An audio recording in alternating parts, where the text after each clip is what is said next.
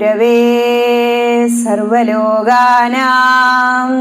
വിഷജേ ഭവരോഗിണാം നിധയേ സർവവിദ്യാനാം ദക്ഷിണാമൂർത്തയേ നമഃ. ശിവം ശിവകരം ശാന്തം ശിവാത്മാനം ശിവോത്തമം ശിവമാർഗപ്രണേതാരം പ്രണതോസ്മി സദാശിവം. ഭൂതനാഥ സദാനന്ദ സർവഭൂതദയാപരാ രക്ഷ രക്ഷ മഹാബാഹോ ശാസ്ത്രേ തുഭ്യം നമോ നമഃ. കാളി കാളി മഹാകാളി ഭദ്രകാളി നമോസ്തുതേ. കുലം ച കുലധർമ്മം ച മാം ച പാലയ പാലയ. ഓം ഗംഗണപതയേ നമഃ. ഓം സരസ്വത്യേ നമഃ. എല്ലാവർക്കും നമസ്കാരം. ആദ്യമായിട്ടാണ് ഒരു വേദിയിൽ പറഞ്ഞ സമയത്ത് എത്താതെ ഇങ്ങനെ ഓടിപ്പിടിച്ച് വരുന്നത്. അതിനാദ്യമായിട്ട് തന്നെ എല്ലാ ഭക്തജനങ്ങളുടെ അടുത്തും ഞാനൊരു ക്ഷമാപണം നടത്തുക. കാരണം ഭഗവാന് ഏറ്റവും വലുത് ഭക്തനാണ്. ഭക്തന് കഴിഞ്ഞുള്ളൂ ഭഗവാനെ എല്ലാം. അപ്പോൾ ഭക്തജനങ്ങളെ ഇങ്ങനെ കാത്തിരിപ്പിച്ചത് അത് മറ്റൊരു ഭദ്രയുടെ മുന്നിൽ ലളിതാ സഹസ്രനാമാർച്ചന പുഷ്പാഞ്ജലി പോലെ നടത്തിക്കൊണ്ടിരിക്കുകയായിരുന്നു. ആ ഈണത്തിലും താളത്തിലും ഒന്നും സമയം പോയത് അറിഞ്ഞില്ല. പിന്നെ അത് എന്ന് പറഞ്ഞാൽ അത്രയും മഹത്തരമായ ഒരു കാര്യമാണ്, യജ്ഞാണ് ആ നടത്തിക്കൊണ്ടിരിക്കുന്നത്. ഒരു തവണയെങ്കിലും വാച്ചിലേക്ക് നോക്കിയില്ല, അല്ലെങ്കിൽ ഒന്ന് സ്പീഡൊക്കെ ആക്കായിരുന്നു. ഏതായാലും ഭഗവതി ഒരു സമയം നമുക്ക് വെച്ചിട്ടുണ്ടായിരിക്കും, ഇന്ന സമയത്ത് ഇവിടെ പ്രഭാഷണം കയറണം. അപ്പോൾ 12:30 വെള്ളിയാഴ്ച ദിവസം ഒരു തൃക്കാർത്തിക നാളില് നട്ടുച്ചയ്ക്ക് ഭദ്രകാളി ഇങ്ങനെ നിറഞ്ഞു നിൽക്കുക. ഭദ്രയുടെ സമയമാണ് നട്ടുച്ച എന്ന് പറഞ്ഞ. അപ്പോൾ ഒരു വേദിയിൽ ഇങ്ങനെ ഇരിക്കാനും അത് കേൾക്കാൻ ഇങ്ങനെ മുന്നിലിരിക്കാൻ നിങ്ങൾക്കും കഴിഞ്ഞത് ഭദ്രയുടെ അനുഗ്രഹം. അങ്ങനെ പറയുമ്പോൾ അതൊക്കെ വെറുതെ അല്ല. നമ്മൾ വിചാരിക്കും നമ്മുടെ കഴിവാ ഇതൊക്കെയെന്ന്. വെറുതെ ഇങ്ങനെ നിൽക്കണ ഒരു വിരൽ ഇങ്ങനെ ഇളകണമെങ്കിൽ അവിടെ ഭദ്ര തീരുമാനിക്കണം. ഇന്ന് തൃക്കാർത്തിക, എല്ലാവരും സന്തോഷത്തോടു കൂടി ഇവിടെ പല കാര്യങ്ങളൊക്കെ സ്റ്റേജിൽ അരങ്ങേറി നിങ്ങൾ സമൂഹ തിരുവാതിര, മഹാദേവനാ തിരുവാതിര ഒക്കെ കളിച്ച് ഭക്ഷണമൊക്കെ ചിലർ കഴിച്ചു, ചിലർ കഴിക്കാതെയൊക്കെ അവിടെ ഇവിടെയൊക്കെ ആയിട്ട് ഇരിക്കുക.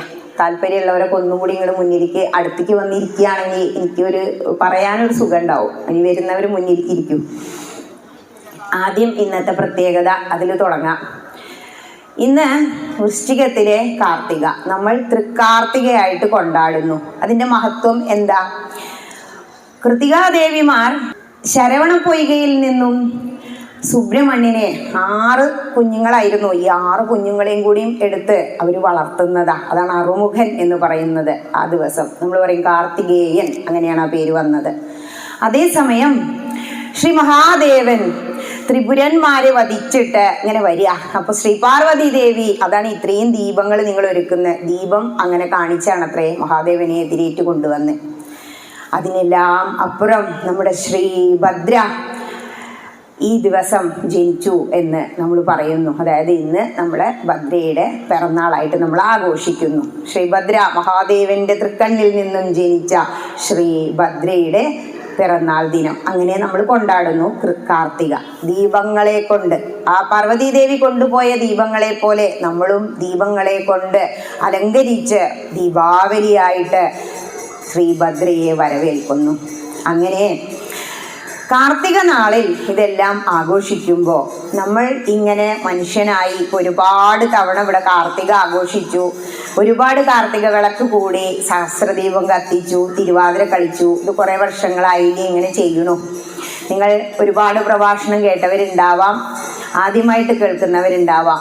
ആദ്യമായിട്ടാണ് കേൾക്കുന്നതെങ്കിൽ ശ്രീഭദ്ര നിങ്ങളെ അങ്ങോട്ട് അനുഗ്രഹിച്ചു എന്ന് മനസ്സിലാക്കുക.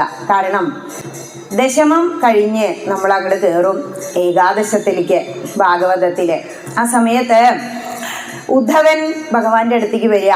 എന്നിട്ട് കൃഷ്ണനോട് ഇങ്ങനെ സംസാരിക്കുന്ന സമയത്ത് ഭഗവാൻ പറയും, ഞാൻ എൻ്റെ എല്ലാ അവതാര ലക്ഷ്യവും പൂർത്തിയാക്കി സ്വർഗാരോഹണത്തിന് പോകാൻ വേണ്ടിയിരിക്കുക.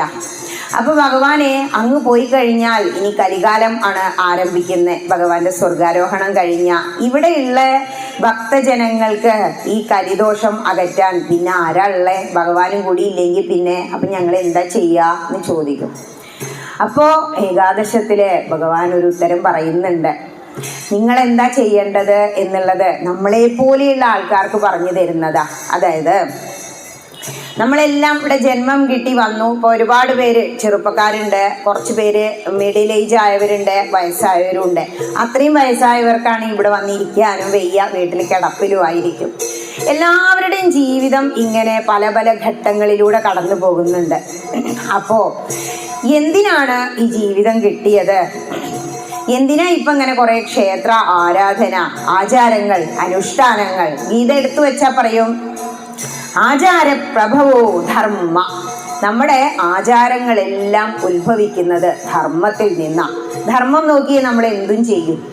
അതേസമയം യദ്യദാചരതി ശ്രേഷ്ഠ എന്നും ഗീത പറയുന്നുണ്ട്. ആരാണോ ആചരിക്കുന്നത് അവൻ ശ്രേഷ്ഠനാകുന്നു അർജുന.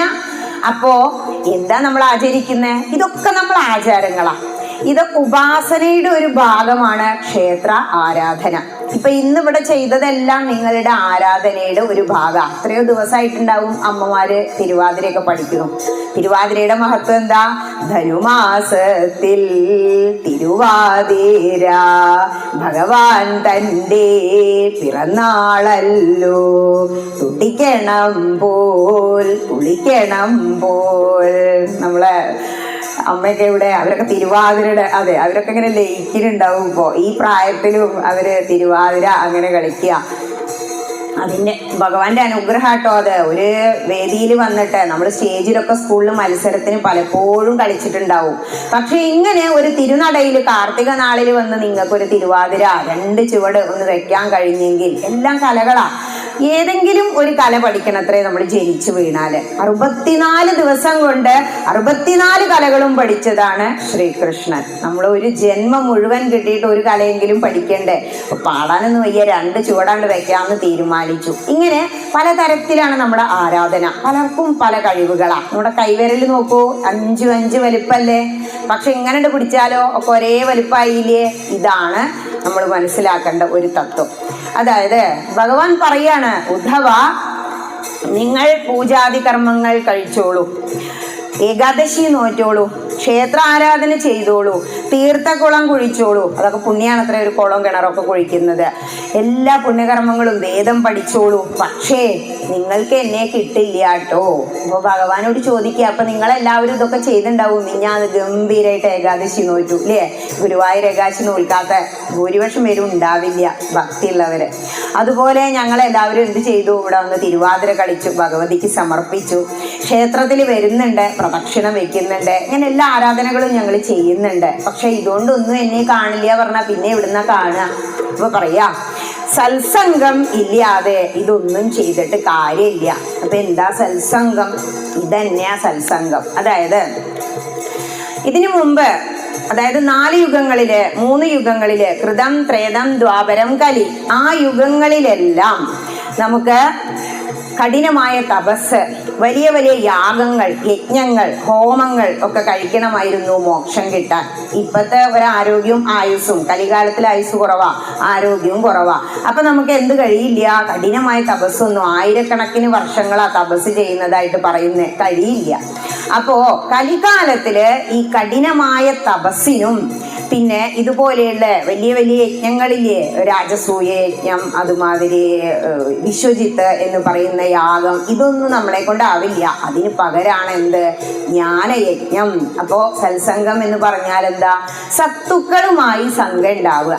ഇത്തിരിയെങ്കിലും സുഹൃതമുള്ളവരെ ഇവിടെ ഇന്ന് വന്നിരിക്കുന്നുണ്ടാവുള്ളൂ. കാരണം നമുക്ക് തോന്നുന്നത് നമ്മുടെ കഴിവാണെന്ന് ഞാൻ പറഞ്ഞില്ലേ? അല്ല, അവിടെ തീരുമാനിക്കപ്പെട്ടിട്ടുണ്ട് ഏത് സമയത്ത് നമ്മൾ എവിടെ ഇരിക്കണം എന്നുള്ളത്. അപ്പൊ നിങ്ങളെ ശ്രീഭദ്ര അനുഗ്രഹിച്ചത് കൊണ്ടാണ് ഇവിടെ ഈ വേദിയിൽ ഇങ്ങനെ വന്നിരിക്കണം. അതിലും അപ്പുറം ഇപ്പൊ എല്ലാം നമുക്ക് കണ്ണിന് കുളിർമയുള്ള കാഴ്ചകളാണ്. അപ്പൊ ഒരു ബാലയാണെങ്കിൽ അത് നല്ലൊരു പാട്ടുകാരൻ വന്നെങ്കിൽ അല്ലെ, ഇപ്പൊ കടാമ്പുഴയിൽ ചിത്ര ചേച്ചിയൊക്കെ വന്നൂല്ലോ, എന്താ തിരക്ക്. പക്ഷേ രാമകൃഷ്ണ പരമഹംസൻ എന്താ പറയുന്നതെന്നറിയോ? മത്സ്യം വിൽക്കുന്ന മാർക്കറ്റുകളിൽ തിരക്ക് കൂടുതലായിരിക്കും ഇത്രേ. പിന്നെയോ രത്നം വിൽക്കുന്ന കടകളിൽ തിരക്ക് വളരെ കുറവായിരിക്കുന്നു. ഇപ്പോ നിങ്ങൾ അനുഭവിച്ചു കൊണ്ടിരിക്കുന്നത് രത്നതുല്യമായ കാര്യമാണ്. കാരണം സത്സംഗം ഉണ്ടാവുക, അതാണ് ഭക്തി പ്രഭാഷണം. പണ്ടൊക്കെ എന്ന് പറഞ്ഞാൽ പ്രഭാഷണം ഉണ്ട് എന്ന് പറഞ്ഞാൽ ആ ഒരു ലിസ്റ്റ് നോക്കിയിട്ട് എത്ര മണിക്കാ പ്രഭാഷണം കഴിഞ്ഞ് പ്രസാദോട്ട് തുടങ്ങുക, അങ്ങനെയാണ് ആൾക്കാർ അതിനെ സമീപിച്ചിരുന്നത്. ഇപ്പൊ അതൊക്കെ മാറി, ജനങ്ങൾക്ക് മനസ്സിലായി. കാരണം ഒരുപാട് പ്രശ്നങ്ങളാ. ദുരിതങ്ങൾ കൂത്താടും ഉലകത്തിൽ നിന്റെ പരിപൂർണ തേജസ്സു, അങ്ങനെ പാടാറുണ്ട് നമ്മൾ. സ്കൂളിൽ അന്ന് പഠിച്ചിരുന്നു. എന്ത്, നമുക്ക് രാവിലെ ഒരു പ്രാർത്ഥന ഉണ്ട്.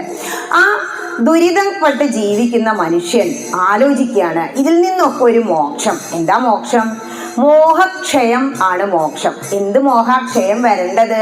ഇവിടെ ഉദ്ധവനോട് ഭഗവാൻ പറയാണ്, നിങ്ങള് എല്ലാവരും നിങ്ങളുടെ സർവധർമ്മങ്ങളും ഉപേക്ഷിച്ച് എന്നെ ശരണം പ്രാപിക്കണം. അത് തന്നെ ഗീത പറയുന്നു. സർവധർമാൻ പരിത്യജ്യ മാമേകം ശരണം വ്രജ അഹം ത്വാ സർവപാപേഭ്യോ മോക്ഷയിഷ്യാമി മാ ശുചാ. ഇത് തന്നെയാണ് ഏകാദശത്തിൽ പറയുന്നത്. അതായത് ഉദ്ധവ, നീ നിന്റെ ജീവിതവുമായി ബന്ധപ്പെട്ട എല്ലാ ധർമ്മങ്ങളും അങ്ങോട്ട് മാറ്റിവെക്കുക. അതുമല്ല, അപ്പൊ നിങ്ങളുടെ വീട്ടിൽ എന്തെല്ലാം പ്രശ്നങ്ങളുണ്ട്, മുത്തശ്ശി ഉണ്ടാവും, ഭർത്താവ് ഉണ്ടാവും, കുട്ടികൾ ഉണ്ടാവും, അവരെയൊക്കെ വകഞ്ഞു മാറ്റി നിങ്ങൾ ഈ ക്ഷേത്രാങ്കണത്തിൽ ഇങ്ങനെ വന്നിരുന്നില്ലേ, അത് തന്നെ മഹാഭാഗ്യം. തുടങ്ങി വെച്ച പകുതി അയ്യുന്ന. അങ്ങനെ ഇവിടെ വന്നിട്ട് എന്ത് ചെയ്യണം? ആ ശ്രീഭദ്രയെ അങ്ങോട്ട് ശരണം പ്രാപിക്കുക. കരുണാമയിയാണ് അമ്മ. മഹാദേവന്റെ തിരുനെറ്റിയിൽ നിന്നും നമുക്ക് വേണ്ടി അദാരികനെ വധിക്കാൻ വേണ്ടി ജന്മമെടുത്ത ശ്രീഭദ്രയ്ക്ക് മുൻപിൽ ഒരു പ്രഭാഷണ വേദിയിൽ എത്തിപ്പെട്ടോ, നിങ്ങളുടെ സുഹൃതം അത്രയും ഉയർന്നു നിൽക്കുന്നു എന്ന് പറയാം. ദുരിതം ഇങ്ങനെ കൂടുമ്പോൾ തോന്നുത്രേ അമ്പലത്തേക്ക് പോണ്ട, ഭക്ഷണത്തിന്റെ ക്യൂവിൽ പോയിട്ട് അങ്ങോട്ട് കഴിച്ചിട്ട് അങ്ങോട്ട് പോവാന്ന്. പിന്നെ എന്താ, ഈ വീട്ടിൽ പോയ സുഖാന വിചാരം. ആ 4 ചുമരിന്റെ ഉള്ളിൽ ഒരു മൊബൈൽ ഉണ്ടായാൽ മതി, ഇപ്പോ എല്ലാം കൊണ്ടും സുഖമായി. പക്ഷെ എത്ര കാലം ആ മൊബൈലും പിടിച്ച് അവിടെ ഇരിക്കാൻ പറ്റും? നമ്മുടെ ശരീരം മാറുന്നുണ്ട് ഇല്ലേ? അതാണ് പരമാർത്ഥമായ ആ ഒരു സത്യം നമ്മൾ അറിയണം എന്ന് പറയുന്നത്. കാരണം ഒരുപാട് കാലം ജീവിച്ചാൽ പോരാ, പൊരുള് അറിഞ്ഞ് ജീവിക്കണം. എന്താ ഒരുപാട് കാലം ജീവിച്ചാൽ പോരാന്ന് പറയുന്നത്? അപ്പോൾ എത്ര കാലം ജീവിച്ചു എന്നല്ല, എങ്ങനെ ജീവിച്ചു എന്നുള്ളതാ പ്രധാനം. അപ്പൊ സ്വന്തം ഒന്ന് ഒരു സെൽഫ് ഇൻട്രോസ്പെക്ഷൻ നടത്തി നോക്കൂ. നമ്മളെല്ലാം ജീവിതത്തില് ഒരു 10-20 കൊല്ലം പഠനം അല്ലേ, 4-5 കൊല്ലം ഇങ്ങനെ കുട്ടിയായിട്ട് പോയി. പിന്നെ 15-20 കൊല്ലം, ചിലർ 25-30 വയസ്സായാലും ഫയലും പിടിച്ച് നിറയെ സർട്ടിഫിക്കറ്റ് ഉണ്ടാക്കാൻ വേണ്ടി നടക്കും. എന്നിട്ട് എന്തെങ്കിലും ജോലി കിട്ടുന്നുണ്ടോ? അവസാനം എന്തെങ്കിലും ഒരു ജോലി കിട്ടും. ആ ജോലി കിട്ടിക്കഴിഞ്ഞാലോ പിന്നെ പെൺപുഷറ. നമ്മുടെ ജീവിതം നിങ്ങളൊന്ന് ചിന്തിച്ചു നോക്കൂ. ഇതെന്നെ ചെയ്തുകൊണ്ടിരിക്കണ ഈ റിപ്പീറ്റേഷൻ. അതിനിടയ്ക്ക് നമ്മൾ ജീവിച്ച് തുടങ്ങിയില്ല തോന്നും. നമുക്ക് വരും റിട്ടയർമെന്റ് എന്ന് പറഞ്ഞിട്ട് മെസ്സേജ്. എന്താ 56 വയസ്സായി നിർത്തിക്കോളൂ. എന്താ പറയുന്നത്? ടയേർഡ്, നീ ക്ഷീണിച്ചു നിർത്തിക്കോ. നമ്മൾ ടയേർഡായിട്ടുണ്ടാവോ? ഇല്ല. പിന്നെന്തിനാ അപ്പൊ പുറത്തേക്കാക്കണേ? ഇതാണ് ഹൈന്ദവന്റെ ആചാരപ്രകാരമുള്ള 4 ആശ്രമങ്ങൾ. അതായത് ഒന്നാമത്തെ ആശ്രമമാണ് കുട്ടിയാകുമ്പോഴുള്ള ബ്രഹ്മചര്യം, പഠിക്കാൻ പോകുന്ന കാലഘട്ടം. പണ്ടൊക്കെ ഗുരുകുല വിദ്യാഭ്യാസം. അതാണ് നമ്മൾ രാവിലെ, ജീവിതത്തിന്റെ രാവിലെ അതങ്ങനെ കഴിഞ്ഞു പോവും ഒരു 10-25 വയസ്സ് വരെ. ഇനി ബ്രഹ്മചര്യം കഴിഞ്ഞ പഠനമൊക്കെ കഴിഞ്ഞ കല്യാണം കഴിക്കാറാവുമ്പോൾ, ജോലി കിട്ടിക്കഴിഞ്ഞാൽ ചോദിക്കൽ തുടങ്ങും, നീ ഒരു കല്യാണം കഴിക്കല്ലേ, അമ്മയും അച്ഛനും നിർബന്ധിക്കൽ തുടങ്ങും. എന്നിട്ടോ 25 വയസ്സ് കഴിഞ്ഞാലോ ഗൃഹസ്ഥാശ്രമം, 2ാമത്തെ ആശ്രമത്തിക്കാണ് കയറും. ജീവിതത്തിൽ ഏറ്റവും ടെൻഷനും പെടാപ്പാടും ഉള്ള കാലഘട്ടമാണ് ഈ ഗൃഹസ്ഥാശ്രമം. കുട്ടികളും മക്കളും ആശുപത്രിയും ജോലിയും അവരുടെ പഠിപ്പും എപ്പോഴും ടെൻഷനാ മനുഷ്യന്. അതിനിടയ്ക്ക് എന്തിന് സമയം കണ്ടെത്തുന്നില്ല?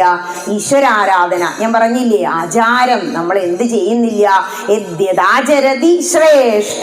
ആചാരങ്ങൾ ആചരിക്കുന്നില്ല, ആരാധന ചെയ്യുന്നില്ല. രാവിലെ വിളക്ക് വെക്കാനും കൂടി ചിലർക്ക് സമയമില്ല. അങ്ങനെ ഞങ്ങൾ പോവും. ഒരു 25-30 കൊല്ലം, 56 എത്തുമ്പോൾ റിട്ടയർമെന്റ്. അതേത് ആശ്രമം? ഗൃഹസ്ഥാശ്രമം. നമ്മൾ വിചാരിക്കുന്നതിന് മുമ്പ് കണ്ണടച്ച് തുറക്കുമ്പോഴേക്കും അങ്ങോട്ട് കഴിഞ്ഞു. പിന്നെയാണ് എന്ത്? വാനപ്രസ്ഥം. റിട്ടയർ ചെയ്ത അമ്മമാരാ വിളിക്കുക, ടീച്ചറെ ഞാൻ ആ നാരായണീയെ ഒന്നും കൂടെ എടുത്തു. അപ്പൊ എന്താ ആദ്യം തന്നെ നാരായണീയ എടുത്ത്? എനിക്ക് കാല് കടഞ്ഞിട്ട് വയ്യേ, വാദം മാറാൻ നാരായണീയം പോരെ. അപ്പൊ ഞാൻ ചോദിച്ചു, നിങ്ങൾ ജ്ഞാനപ്പാന വായിച്ചിട്ടുണ്ടോ? ഇല്ല. ഹരിനാമകീർത്തനം വായിച്ചിട്ടുണ്ടോ? അതൊന്നും ഇല്ല. ഭാഗവത അറിയോ? ഇല്ല. ഗീത വായിച്ചോ? മഹാഭാരതം വായിച്ചു? ഇതൊന്നും ഇല്ല. ഫസ്റ്റ് തന്നെ നാരായണീയെ എടുത്തു വെച്ചു. എനിക്ക് ഇങ്ങോട്ട് മലയാളമൊക്കെ നന്നായിട്ട് അറിയാം, പക്ഷെ എനിക്ക് വലിയ അക്ഷരമുള്ളതും കൂടി വായിക്കാൻ വയ്യ ടീച്ചറെ.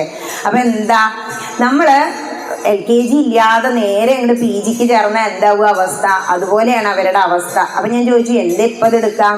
ഞാൻ റിട്ടയർ ആയപ്പോൾ തീരുമാനിച്ചു, ഈ നാരായണീയ സമിതിക്കാരെ അവർക്കൊരു യൂണിഫോം ഒക്കെ ഉണ്ട്, എനിക്കൊന്ന് അവരൊപ്പം കയറി ഇരിക്കണം, അതിന് വേണ്ടിയിട്ട് വായിക്കാൻ തുടങ്ങിയതാ. അപ്പോഴാണ് ചിന്തിക്കണത് എന്ത്? വാനപ്രസ്ഥം.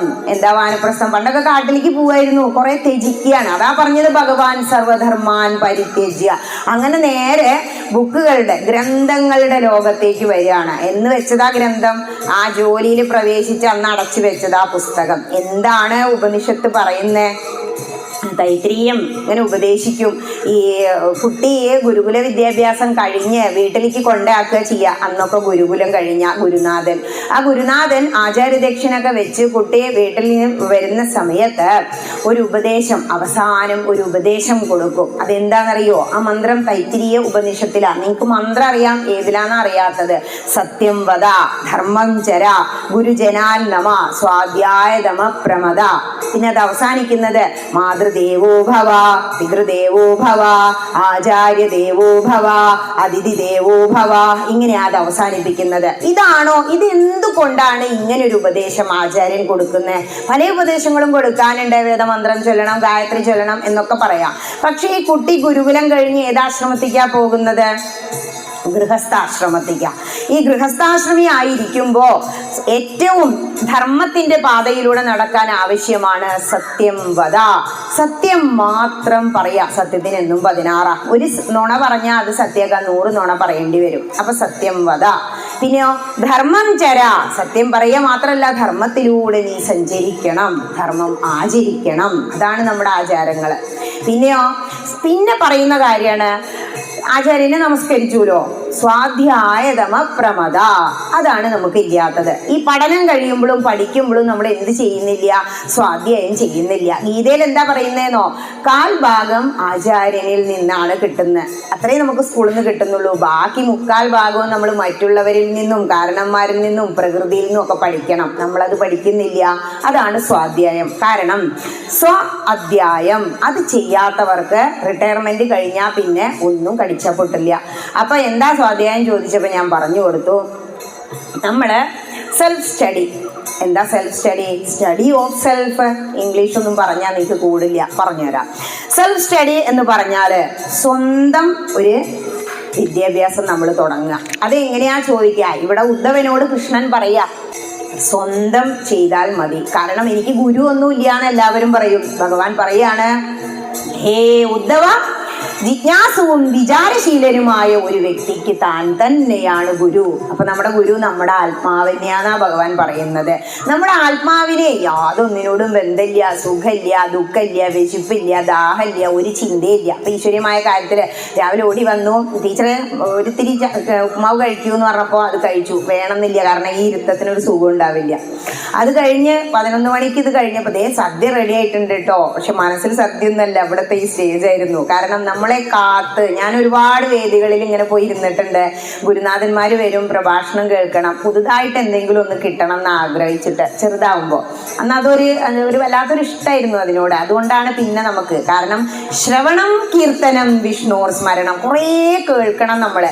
എന്തിനാ 2 ചെവി 1 നാവും തന്നെ, കുറച്ച് പറയാനും കൂടുതൽ കേൾക്കാനും. അപ്പൊ അങ്ങനെ കേട്ടിട്ട് നമുക്ക് കീർത്തിക്കാൻ തോന്നും. അങ്ങനെ ഒരു അവസ്ഥയിലേക്ക് നമ്മൾ എത്തും. അത് ഭഗവാന്റെ അനുഗ്രഹം ഉണ്ടെങ്കിൽ മാത്രമേ സാധിക്കൂ.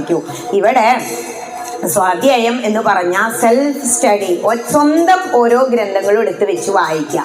അതായത് സ്റ്റഡി ഓഫ് സെൽഫ്. നമ്മുടെ സത്തയെ കുറിച്ച് പഠിക്കുക. എന്തിനാ അങ്ങനെ കുറേ കാലം അങ്ങനെ ജീവിച്ചേ, എന്തിനാ ഇപ്പൊ ഇങ്ങനെ ഇവിടെ മരിച്ചു പോണേ? പണ്ട് ഋഷീശ്വരന്മാര് ചിന്തിക്കുക, മാമുനികള്, എന്തിനാണ് ഈ ജനങ്ങൾ ഇങ്ങനെ കരയണേ? ഇപ്പൊ വീട്ടിലൊരു മരണം അങ്ങോട്ട് നടന്നു, ഏറ്റവും ആശ്ചര്യകരമായ കാര്യം എന്താണ് എന്ന് യക്ഷൻ മഹാഭാരതത്തിൽ ചോദിച്ചപ്പോ എന്താ ധർമ്മപുത്രര് പറഞ്ഞത്? മരണം കണ്ടതിന് ശേഷം അത് മറന്നു പോകുന്നതാണ് ഏറ്റവും ആശ്ചര്യകരമായ സംഭവം. നമുക്കെല്ലാം അറിയാം, മരണം നമ്മുടെ പുറകെ തന്നെ ഉണ്ട്. മർത്യൻ എന്ത് പറഞ്ഞാൽ എന്താ? ജന്മനാൽ ജായതേ മർത്യ, സ്കന്ദപുരാണം പറയുന്നതാ. ജന്മം കൊണ്ട് വെറും മനുഷ്യനാ. മർത്യൻ എന്ന് പറഞ്ഞാൽ മരണം ഉള്ളവൻ എന്ന അർത്ഥം. അപ്പൊ അടുത്ത വീട്ടിൽ മരണം നടക്കും, നമ്മുടെ വീട്ടിൽ മരണം നടക്കും. നമ്മൾ പക്ഷേ അത് എത്ര പെട്ടെന്നാ മറന്നിട്ട് ജീവിതത്തിലേക്ക് വരുന്നത്. മറവി അനുഗ്രഹ. പക്ഷേ എന്താണ് ഈ മരണം? എന്തിനാണ് ഈ ജീവിതം കിട്ടിയത്? പ്രത്യേകിച്ചും മനുഷ്യജന്മം. അപ്പൊ നമ്മൾ ആ ജ്ഞാനപാനയെ കൂടെ ഇങ്ങനെ പോകുമ്പോ പറയും പൂന്താനം, ഈച്ച ചത്തൊരു പൂച്ചയായി പോകുന്നു ഈശ്വരന്റെ വിലാസങ്ങൾ ഇങ്ങനെ എന്ന്. അപ്പോ നമുക്ക് ഒരുപാട് ജന്മങ്ങൾ അങ്ങനെ പറയും. കൃഷ്ണൻ ഭഗവത്ഗീതയില് അർജുനനോട് ഇങ്ങനെ പറയാ, ഉപദേശങ്ങൾ കൊടുത്തോണ്ടേ ഇരിക്കുക. നമ്മൾക്ക് എന്തുകൊണ്ടാ അവിടെ അർജുനന് ഉപദേശം കൊടുക്കേണ്ടി വന്നേ? ആത്മീയമായ വിദ്യാഭ്യാസം ലഭിച്ചില്ലെങ്കിൽ നമ്മളെല്ലാം ജീവിതത്തിൽ തളരും. അതുകൊണ്ടാണ് ആത്മീയമായ വിദ്യാഭ്യാസം കൊടുക്കാൻ തീരുമാനിച്ചത്. എത്ര നേരം കൊണ്ടാ? നിമിഷ നേരം കൊണ്ട് ആ ഒരു യുദ്ധക്കളത്തിൽ വെച്ചിട്ട് 18 അധ്യായം സുദീർഘമായിട്ട് 700-701 ശ്ലോകങ്ങളായിട്ട് അങ്ങോട്ട് പറഞ്ഞു കൊടുക്കുക. അവിടെ പറഞ്ഞു കൊടുക്കുമ്പോൾ ഇത് പറയാണ്, ആത്മീയമായ കാര്യങ്ങൾ നിനക്ക് അറിയാത്തത് കൊണ്ടാണ് നീ തളർന്നത് എന്നുള്ളത്. നമ്മളൊക്കെ ജീവിതമാകുന്ന തട്ടിൽ ഇങ്ങനെ തളർന്നിരിക്കുന്നവരാ. അപ്പോ ഇങ്ങനെ പറയാണ്, സ്വാധ്യായം ചെയ്യണം. എന്തിനാണ് ഇത്രയും വിഷമം? അപ്പോ ഓരോ മുനീശ്വരന്മാരും എന്ത് ചെയ്തു? തപസ് ചെയ്തു. കാരണം ഉള്ളിന്റെ ഉള്ളില് ഇവര് ധ്യാനത്തിലിരിക്കുമ്പോ തപ തപ തപ എന്നാണ് പറയുന്നത്. നമ്മളുടെ ഭാഗവതം പറയുന്നത് മുഴുവൻ തപ തപ തപ, നീ തപസ് ചെയ്യൂ എന്നാ പറയുന്നത്. കാരണം ഭാഗവതം നിവൃത്തിയുടെ ശാസ്ത്രം, അതേസമയം ഗീതയോ കർമ്മശാസ്ത്ര, പ്രവൃത്തിയുടെ ശാസ്ത്ര. അത് പറയുന്നത് ജയ ജയ ജയ. ഇവിടെ എന്താ അർജുനനോട് പറഞ്ഞേ? അർജുന, നീ യുദ്ധം ചെയ്യൂ. എങ്ങനെയാ? തസ്മാൽ സർവേഷു കാലേഷു മാമനുസ്മര യുദ്ധ്യച. എങ്ങനെ വേണം? എല്ലായ്പ്പോഴും എന്നെ അനുസ്മരിച്ചുകൊണ്ട് നീ നിന്റെ കർമ്മം. ഇവിടെ ക്ഷത്രിയനായതുകൊണ്ടാ യുദ്ധം ചെയ്യാൻ പറഞ്ഞ്. അപ്പോ എല്ലാ സമയത്തും നമ്മൾ ഓരോരുത്തർ ചോദിക്കുക, എപ്പോഴാ ടീച്ചറെ നാമം ചൊല്ലണ്ടേ? എനിക്ക് ജോലിയാ, ഷിഫ്റ്റാ, 12 മണിക്കൊക്കെയാ വരിക. അപ്പൊ എന്നോട് വിളക്ക് വെക്കാൻ പാടുണ്ടോ? അപ്പോ ഞാൻ പറയും, നമ്മുടെ ഓപ്പോസിറ്റ് അമേരിക്കയിൽ ഇപ്പൊ നല്ല വെളിച്ചല്ലേ, 12 മണിക്ക് വെളിച്ചായി വരിക അല്ലെ, 1 മണി നേരം പറയുമ്പോ. അപ്പൊ അത്രയേ ഉള്ളൂ. ഇത് ദേശകാലങ്ങൾക്ക് അനുസരിച്ച് എന്താ പറയുന്നേ? സാന്ദ്രാനന്ദാവബോധാത്മകമനുപമിതം കാലദേശാവദിഭ്യാം. കാലത്തിനും ദേശത്തിനും അതീതമാണ് ഭഗവാന്റെ ആ ശക്തി. സർവവ്യാപിയാണ് ഭഗവാൻ. വിഷ്ണു സഹസ്രനാമത്തിൽ എന്താ പറയുന്നത്? വാസനാൽ വാസുദേവസ്യ വാസിദം ഭുവനത്രയം സർവഭൂത നിവാസോസേ വാസുദേവാ നമോസ്തുതേ. പിന്നെ എന്തിനാ പേടിക്കണേ? എപ്പോഴാണോ ഷിഫ്റ്റ് കഴിഞ്ഞ് വന്ന് നിങ്ങൾ കുളിക്കണേ, അപ്പൊ ഒരു വിളക്ക് അങ്ങോട്ട് കൊളത്തിക്കോളൂ. അവിടെ ഇരുന്നിട്ട് എന്ത് ചെയ്യണം? സ്വാധ്യായം ചെയ്യണം. കാരണം മന്ത്രങ്ങൾക്ക് ഒരുപാട് ശക്തിയുണ്ട്. അപ്പൊ ഇവിടെ നിങ്ങൾ ലളിതാ സഹസ്രനാമം ചൊല്ലുകയാണെങ്കിലും വേറെ എന്ത് കീർത്തനം ചൊല്ലുകയാണെങ്കിലും അതിന് ഒരു ശക്തിയുണ്ട്. കാരണം മരുന്നിനേക്കാൾ ശക്തി മന്ത്രങ്ങൾക്കുണ്ട് എന്നുള്ളത് ഇപ്പൊ അനുഭവത്തിൽ വന്നുകൊണ്ടിരിക്കുക. എന്താ അതിന്റെ സവിശേഷത? മനനേന ത്രായതേ ഇതി മന്ത്ര. മനനം ചെയ്യും തോറും നമ്മളെ ഉയർത്താനുള്ള കഴിവ് മന്ത്രങ്ങൾക്കുണ്ട്. ശബ്ദബ്രഹ്മം എന്ന് പറയും. ഇപ്പൊ വേദമന്ത്രങ്ങള് ഓരോ സൂക്തങ്ങളൊക്കെ അങ്ങനെ ചൊല്ലുമ്പോ ഓരോ സൂക്തങ്ങളും തുടങ്ങുന്നത് ഓംകാരത്തിലും അവസാനിക്കുന്നത് 3 ശാന്തി മന്ത്രത്തിലുമാണ്. അതായത് ഓം എന്ന പരബ്രഹ്മരൂപിയെ ധ്യാനിച്ചുകൊണ്ട് ആ സൂക്തം ജപിച്ച് ജപിച്ചു വന്ന് അവസാനം ശാന്തി, 3 ശാന്തി. എന്തിനാ 3 ശാന്തി? ആധ്യാത്മികം, ആദിഭൗതികം, ആദിദൈവികം എന്ന് പറയും. കാരണം ഈ പ്രപഞ്ചത്തിൽ എന്തെല്ലാം ഉണ്ടോ അതിനെല്ലാം ശാന്തി ലഭിക്കട്ടെ എന്ന് പ്രാർത്ഥിക്കുന്നതാ. അപ്പോ ഈ ശബ്ദബ്രഹ്മം, അതാണ് ഈ വേദമന്ത്രങ്ങൾ ഇങ്ങനെ ജപിക്കുമ്പോൾ കിട്ടുന്നതിന്റെ ഒരു സുഖം. ഇപ്പോൾ മനനം ചെയ്യുമ്പോൾ ഉയർത്തുന്നു പറഞ്ഞു. വേദം പഠിക്കാൻ ചെന്നാൽ കുട്ടിക്ക് ആദ്യം പഠിപ്പിച്ചു കൊടുക്കുക ഗായത്രിയ. 4 വേദങ്ങളിലുമുള്ളതാണ് ഗായത്രി മന്ത്രം. എന്താ ഗായത്രിയുടെ പ്രത്യേകത? ഗായന്തം ത്രായതേ ഇതി ഗായത്രി. ഗാനം ചെയ്യും തോറും നമ്മളെ ഉയർത്താൻ കഴിവുള്ളതാണ് ഗായത്രി മന്ത്രം. അങ്ങനെയാകുമ്പോൾ നമ്മൾ ഈ മനനം അങ്ങനെ ചെയ്യാണ്. അപ്പൊ രാവിലെ എന്നും അത് ഒരേ സമയത്ത് ചെയ്തു നോക്കൂ. നിങ്ങൾ ആ ഒരേ സമയത്ത് ഒരു ലളിതാ സഹസ്രനാമം ഒന്നും വേണ്ടെങ്കിൽ ഇപ്പൊ ജ്ഞാനപ്പാന മതി. എനിക്കൊന്നും അറിയില്ല ടീച്ചറെ, കാരണം ഞാൻ പറഞ്ഞില്ല ഈ വിരല് പോലെയാ, പലരും പലതരത്തിലാ, പല സ്വഭാവക്കാരാ. നമുക്ക് ചിലപ്പോൾ ഈ വലിയ വലിയ സംസ്കൃത ശ്ലോകമൊന്നും വഴങ്ങില്ല. ഒന്നും വേണ്ട, ജ്ഞാനപ്പാന മതി. ഇനിയിപ്പോൾ ഹരിനാമകീർത്തനവും കഴിഞ്ഞാൽ രാമായണം വിശദമായിട്ട് എഴുത്തച്ഛൻ അതാ എഴുതി വെച്ചിരിക്കുന്നു. അപ്പോൾ എഴുത്തച്ഛൻ്റെ രാമായണത്തിൽ എന്തൊക്കെ പറയുന്നുണ്ട് അത് മതി. ഏതെങ്കിലും ഒരു ഗ്രന്ഥം നമ്മുടെ സ്വന്താക്കുക. മുത്തശ്ശി എന്താ പറയാ? രാമായണം പട്ടിണിക്ക് ഇടരുത് കേട്ടോ. നമ്മുടെ തലമുറ എന്താ ചെയ്ത്? അയ്യോ ഒന്ന് അത് വാങ്ങന്നെ വേണ്ട, നല്ല പട്ടിണിയാവുള്ളൂ. മറ്റേതൊരു മതസ്ഥനും കൂടി ഇരിക്കുമ്പോൾ ആദ്യം അവരുടെ ഗ്രന്ഥം വാങ്ങുക. എത്ര കുട്ടികളുണ്ടോ, എത്ര വ്യക്തികളുണ്ടോ, അത്രയും എണ്ണം അവരുടെ അടിസ്ഥാന ഗ്രന്ഥം അവരുടെ വീട്ടിലുണ്ടാവും. നമ്മൾ കൂടി ഇരിക്കുമ്പോൾ കുറേ കുട്ടിയും ചട്ടിക്കലും അല്ലേ ഒക്കെ വാങ്ങും. മലർന്നങ്ങനെ കിടക്കാൻ ഒരു സപ്രമഞ്ച കട്ടിലും വാങ്ങും. എന്നിട്ട് എന്താ ചെയ്യുന്നത്? ഈ 4 കാലുമേൽ കയറും, 2 കാലുമേൽ നടക്കാൻ വയ്യാതെ. അപ്പോഴാണ് ആലോചിക്കുക, ഞാൻ എന്താ ഇപ്പം എൻ്റെ ജീവിതത്തിൽ ചെയ്തേ. അപ്പോഴാണ് ഉദ്ധവനോട് പറയുന്ന കാര്യം നമ്മൾ ഓർക്കേണ്ടത്. നീ നിന്റെ എല്ലാ ധർമ്മങ്ങളും, നമ്മൾ ഇന്ന് തന്നെ വീട് കടന്നാലും മക്കൾ സുന്ദരമായിട്ട് നമ്മളെ വീട് കൊണ്ട് നടക്കും. അപ്പുറം വീട്ടിലേക്ക് നോക്കൂ, അച്ഛൻ മരിച്ച 15 അങ്ങോട്ട് കഴിഞ്ഞ അച്ഛനേക്കാൾ സുന്ദരമായിട്ട് മക്കൾ ആ വീട് കൊണ്ട് നടക്കണം നമുക്ക് കാണാം. അപ്പൊ പിന്നെ എന്ത് മനസ്സിലാക്കുക? ഞാൻ ഈ അധ്വാനിക്കുന്നതും ഒന്നിങ്ങനെ കാൽക്കുലേറ്റ് ചെയ്ത് നോക്കിയാൽ മതി. ഇപ്പൊ ജോലി ചെയ്യുന്നവരാണെങ്കിൽ എനിക്കൊരു മാസം ഇത്ര ശമ്പളം, ഒരു വർഷം എത്ര ശമ്പളം ഞാൻ വാങ്ങിക്കുക, ഇനി എനിക്ക് എത്ര കാലം ഉള്ളത് റിട്ടയർമെന്റിന്, അപ്പോ ഇത്രയും ശമ്പളം കൊണ്ട് ഞാൻ എന്തെല്ലാം ചെയ്യണം. ഇത്രേ നമ്മൾ ചെയ്യുന്നുള്ളൂ. അവസാന കട്ടിലിൽ അങ്ങനെ മലന്ന് കിടന്നിട്ട് കൂട്ടിക്കിഴിച്ച് നോക്കുമ്പോൾ മനസ്സിലാകും എല്ലാത്തിൻ്റെയും ബാലൻസ് ഒരു ബിഗ് സീറോ ആണ്. ഒക്കെ കൈ നീട്ടി വാങ്ങാൻ മക്കളും പേരക്കുട്ടികളും ഭർത്താവും അല്ലെങ്കിൽ ഭാര്യയൊക്കെ ഉണ്ടാവും നമ്മുടെ 4 പുറം നിന്നിട്ട്. നമ്മുടെ ബാങ്ക് ബാലൻസ് ഒക്കെ സീറോ ആവും. ഇപ്പം കുറച്ച് എന്തെങ്കിലും ഉണ്ടെങ്കിൽ അതിന് വേണ്ടിയിട്ടാവും അവർ നമ്മുടെ പിന്നാലെ നിൽക്കുന്നത്. വേണോന്ന് ചോദിച്ചു നോക്കൂ, ആരാ വേണ്ടാന്ന് പറയാ? ഇപ്പൊ അവിടെ നടക്കണില്ലേ? ഭക്ഷണം കൊടുത്തിട്ട് മാത്രമാണ് ഒരു മനുഷ്യനെ മതി എന്ന് പറയിപ്പിക്കാൻ പറ്റൂ. അതുകൊണ്ടാണ് അന്നദാനം മഹാദാനമായിട്ട് മാറുന്നത്. എനിക്കൊരു 4 ഏക്കർ പറമ്പുണ്ട്, നിന്റെ പേരിൽ എഴുതി തരാന്ന് പറഞ്ഞാൽ എല്ലാ മക്കളും നമ്മളെ കൂടെ നിന്ന് നോക്കും ഇല്ലേ? പക്ഷെ ഒന്നുമില്ലാത്ത അച്ഛനെ നോക്കാൻ ആർക്കെങ്കിലും താല്പര്യമുണ്ടോ? ഇപ്പം ഭാഗവതത്തില് കവി തിരിച്ചു വരും ബ്രഹ്മചര്യമൊക്കെ മതിയാക്കിയിട്ട്. ആ സമയത്ത് നഭകന്റെ മകനാ, അംബരീഷ ചരിതം അറിയാലോ. നഭകന്റെ മകൻ വരുന്ന സമയത്ത് മറ്റു മക്കളൊക്കെ എന്താ വിചാരിച്ചേ? അവൻ നൈഷ്ഠിക ബ്രഹ്മചാരിയല്ലേ, അവന് സ്വത്തും മുതലൊന്നും കൊടുക്കണ്ട തീരുമാനിച്ചിട്ട് ഒരു ഭാഗം വെച്ചു. തിരിച്ചു വന്നിട്ട് ചോദിക്കുക എൻ്റെ ഭാഗം എവിടെയെന്ന്. അപ്പൊ പറയാ, നിനക്ക് ഞങ്ങളൊരു ഓരി അവിടെ വെച്ച് വെച്ചിട്ടുണ്ട്, ഉമ്മർത്ത കസാരയിൽ ഇരിക്കുന്നുണ്ട്. ആരാ? അച്ഛനാത്രേ. നമ്മളാണെങ്കിൽ എന്താ ചെയ്യുക? അപ്പൊ പ്രശ്നം ഉണ്ടാക്കൂലേ? അതാണ് വിവരമുള്ളവരുടെ മഹിമ. കവി മന്ത്രജ്ഞാനം വേദജ്ഞാനമുള്ള വ്യക്തിയായിരുന്നു. നേരെ ഇങ്ങോട്ട് ചെന്നു ഉമ്മറത്തേക്ക്, അച്ഛനെ ആണത്രേ എനിക്ക് ഓരി വെച്ചിരിക്കണേ. അപ്പൊ പറഞ്ഞു, അയ്യോ അതവര് തമാശ പറഞ്ഞതാവും, എന്നെ കൊണ്ട് നിനക്ക് എന്ത് ഗുണ? എന്തിനാ സ്വത്തും മുതലൊക്കെ ഭാഗം കഴിച്ച് കിട്ടണേ? എന്തെങ്കിലും ഒരു പദാർത്ഥം കിട്ടിക്കഴിഞ്ഞാൽ നിനക്ക് അതുകൊണ്ട് നിന്റെ ഉപജീവനം കഴിക്കാൻ പറ്റണം. അതിനല്ലേ നമുക്ക് സ്വത്തും മുതലും. എന്നെ കൊണ്ട് എങ്ങനെ നിനക്കതിന് സാധിക്കുക എന്ന് ചോദിക്കുന്നുണ്ട്.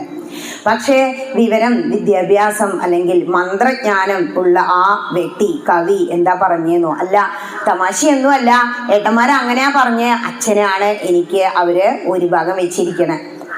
നമുക്കുള്ള പാഠാണിത്. നമ്മളെന്താ ചെയ്യാ? ആകലെ ഒരു സെന്റ് സ്ഥലം അപ്പുറം മാറി ആകെ അടിയും പിടിയും കൂടും. ഇവിടെ അതൊന്നും ഉണ്ടായില്ല.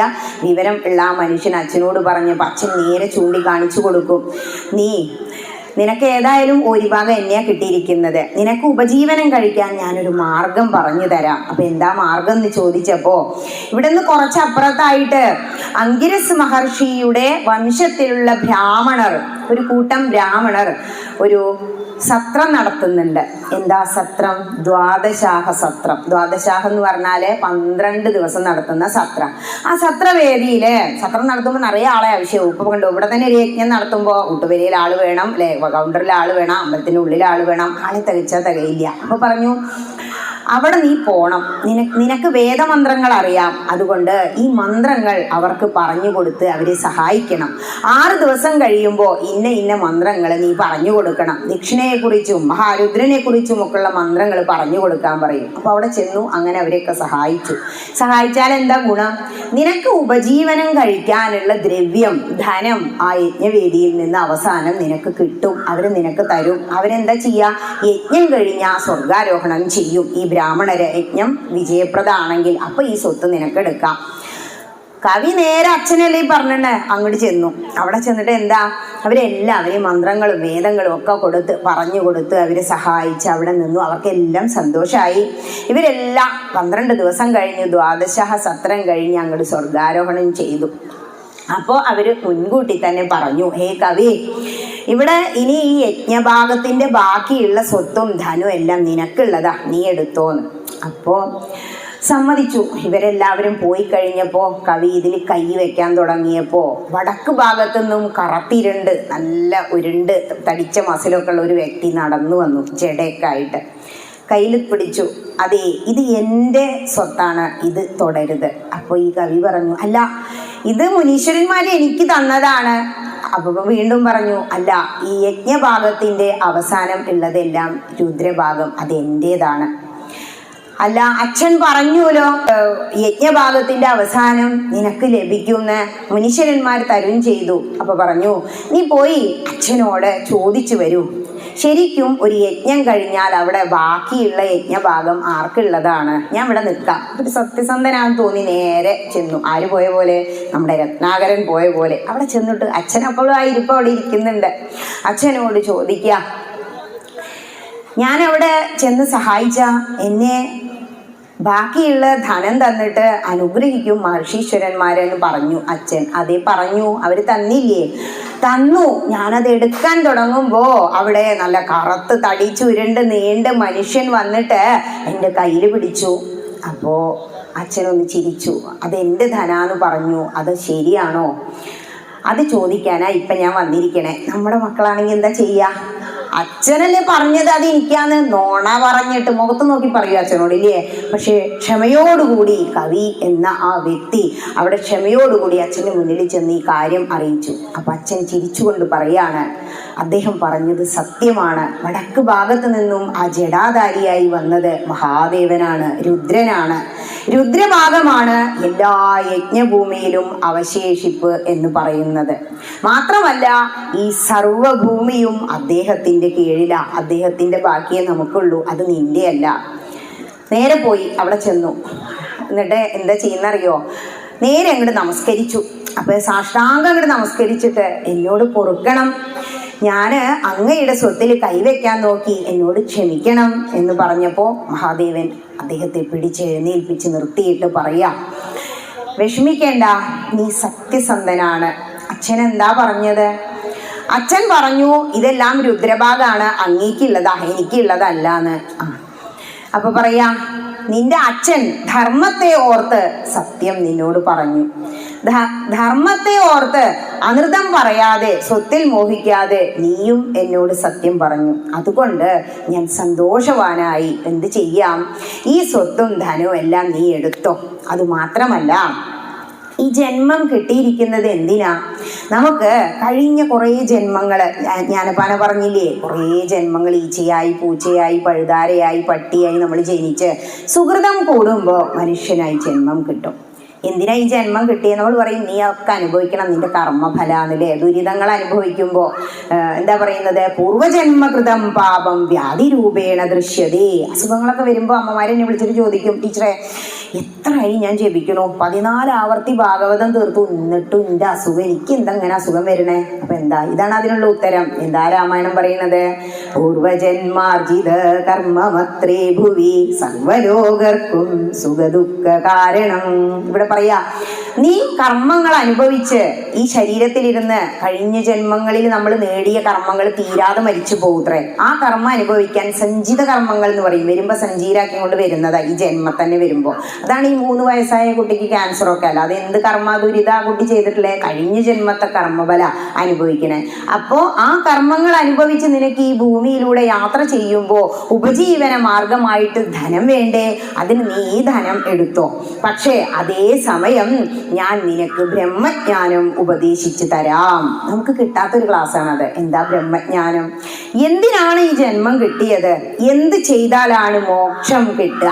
നമ്മളെന്താ പഠിപ്പിക്കുന്ന കുട്ടീനെ? നിനക്ക് മോക്ഷം കിട്ടും, സ്വർഗം കിട്ടുന്നോ നരകം കിട്ടുന്നോ ഹൈന്ദവൻ ഒരിക്കലും കുട്ടീനെ സൂചിപ്പിക്കുന്നില്ല. ഇല്ലല്ലോ, മറ്റുള്ളവരൊക്കെ അങ്ങനെയാ പറഞ്ഞു കൊടുക്കണേ.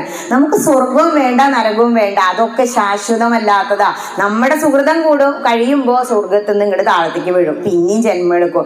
നരകത്തുനിന്നും നമ്മൾ പോരും, നമ്മുടെ ദുരിതമൊക്കെ തീർന്ന് അനുഭവിച്ച് തീരുമ്പോൾ. അതുകൊണ്ട് നമുക്ക് മോക്ഷം, മോഹക്ഷയാണ് മോക്ഷം. എന്താ മോഹക്ഷയം? നമുക്കിങ്ങനെ അത് വേണം ഇത് വേണം എന്നുള്ള ആഗ്രഹങ്ങൾ വരുമ്പോഴല്ലേ നമുക്ക് ദുഃഖം വരുന്നത്. ഒന്നിനും ആശയില്ലാതെ സ്ഥിതപ്രജ്ഞനായി സമാധി, അതായത് ബുദ്ധിയിൽ എന്ത് വന്നാലും ഒരുപോലെ സമധി, ബുദ്ധിയിൽ ഒരുപോലെ സമനായി നിൽക്കാൻ കഴിയുന്ന ഒരവസ്ഥ. അതാണ് മുനീശ്വരന്മാര്.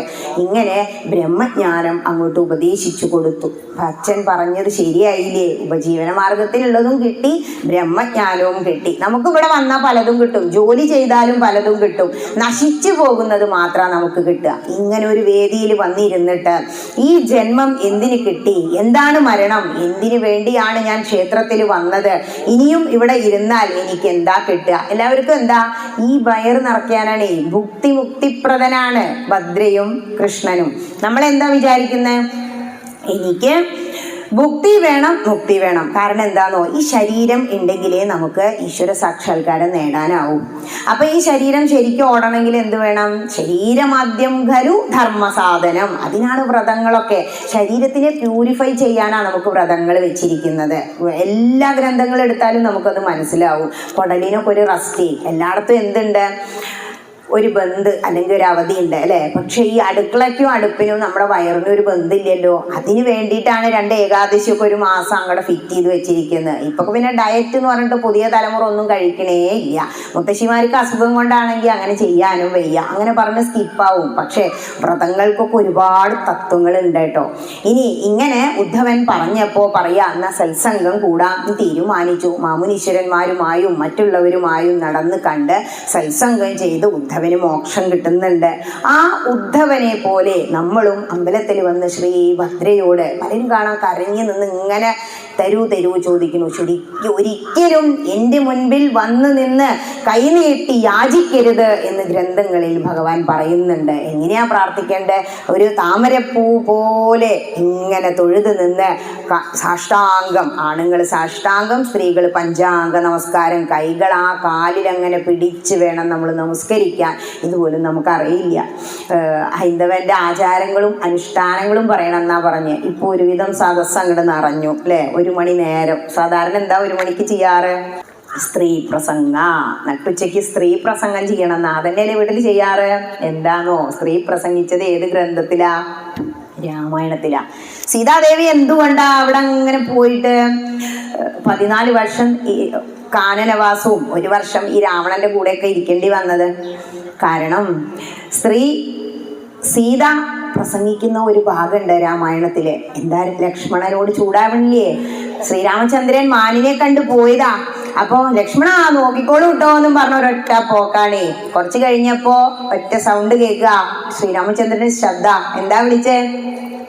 ഹാ ഹാ ലക്ഷ്മണ മമ ഭ്രാതാവേ സഹോദര ഹാ ഹാ മേ വിധിബലം പാഹി മാം ദയാനിധേ. ഈ ശബ്ദം ഇങ്ങോട്ട് കേൾക്കുകയാണ്. ശ്രീരാമചന്ദ്രന്റെ ശബ്ദം. രക്ഷിക്കൂ ലക്ഷ്മണാന്ന്. ആരാ കരഞ്ഞേ? മാരീചൻ, മിമിക്രിക്കാരനാണേ, കരഞ്ഞതാ. ഇത് കേട്ടതും സീതാദേവിക്ക് പ്രശ്നമായി. ഒരു സാധാരണ സ്ത്രീയെ പോലെ പിന്നെ സംസാരിക്കുകയാണ്. ലക്ഷ്മണ ഓടിച്ചെല്ലൂ, ജ്യേഷ്ഠൻ അതാ കരയുന്നു. അപ്പൊ എന്താ പറഞ്ഞേ? ആർത്തനാദവും അവജ്യേഷ്ഠനുണ്ടാകയില്ല, രാത്രി ചാരികളുടെ മായ ഇതറിഞ്ഞാലും. ഇതൊക്കെ രാക്ഷസന്മാരുടെ മായ. ഏട്ടനൊന്നും കരയില്ല കേട്ടോ. അപ്പോഴും അപ്പോഴും സമ്മതിച്ചില്ല. അപ്പൊ എന്താ പറഞ്ഞതേന്നറിയോ? ഇന്നുമേ നിനക്കെന്നെ കിട്ടുകയില്ല. എന്നെ കല്യാണം കഴിക്കണച്ചിട്ടാണ് അല്ലേ ഇവിടെ നിൽക്കണത്? ഒരിക്കലും നിനക്ക് എന്നെ കിട്ടില്ല കേട്ടോന്ന് ഏട്ടത്തി അമ്മയെ പോലെ കാണണമെന്ന അമ്മ സുമിത്ര ഉപദേശിച്ചിരിക്കണേ. അപ്പൊ ദേ സങ്കടം വന്നു. ദേ ഇങ്ങനെ പരുഷമായി വളരെ മോശമായി ലക്ഷ്മണനെ ചീത്ത പറഞ്ഞു. അപ്പൊ എന്താ ചെയ്ത ലക്ഷ്മണൻ? വനദേവതമാരെ പരിപാലിച്ചുകൊള്ളിൻ മനുവംശാദീശ്വര പത്നിയെ വഴി പോലെ ദേവിയെ ദേവകളെ ഭാരമേൽപ്പിച്ചു മന്ദം പൂർവജൻ തന്നെ കാൺമാൻ നടന്നു സൗമിത്രിയും.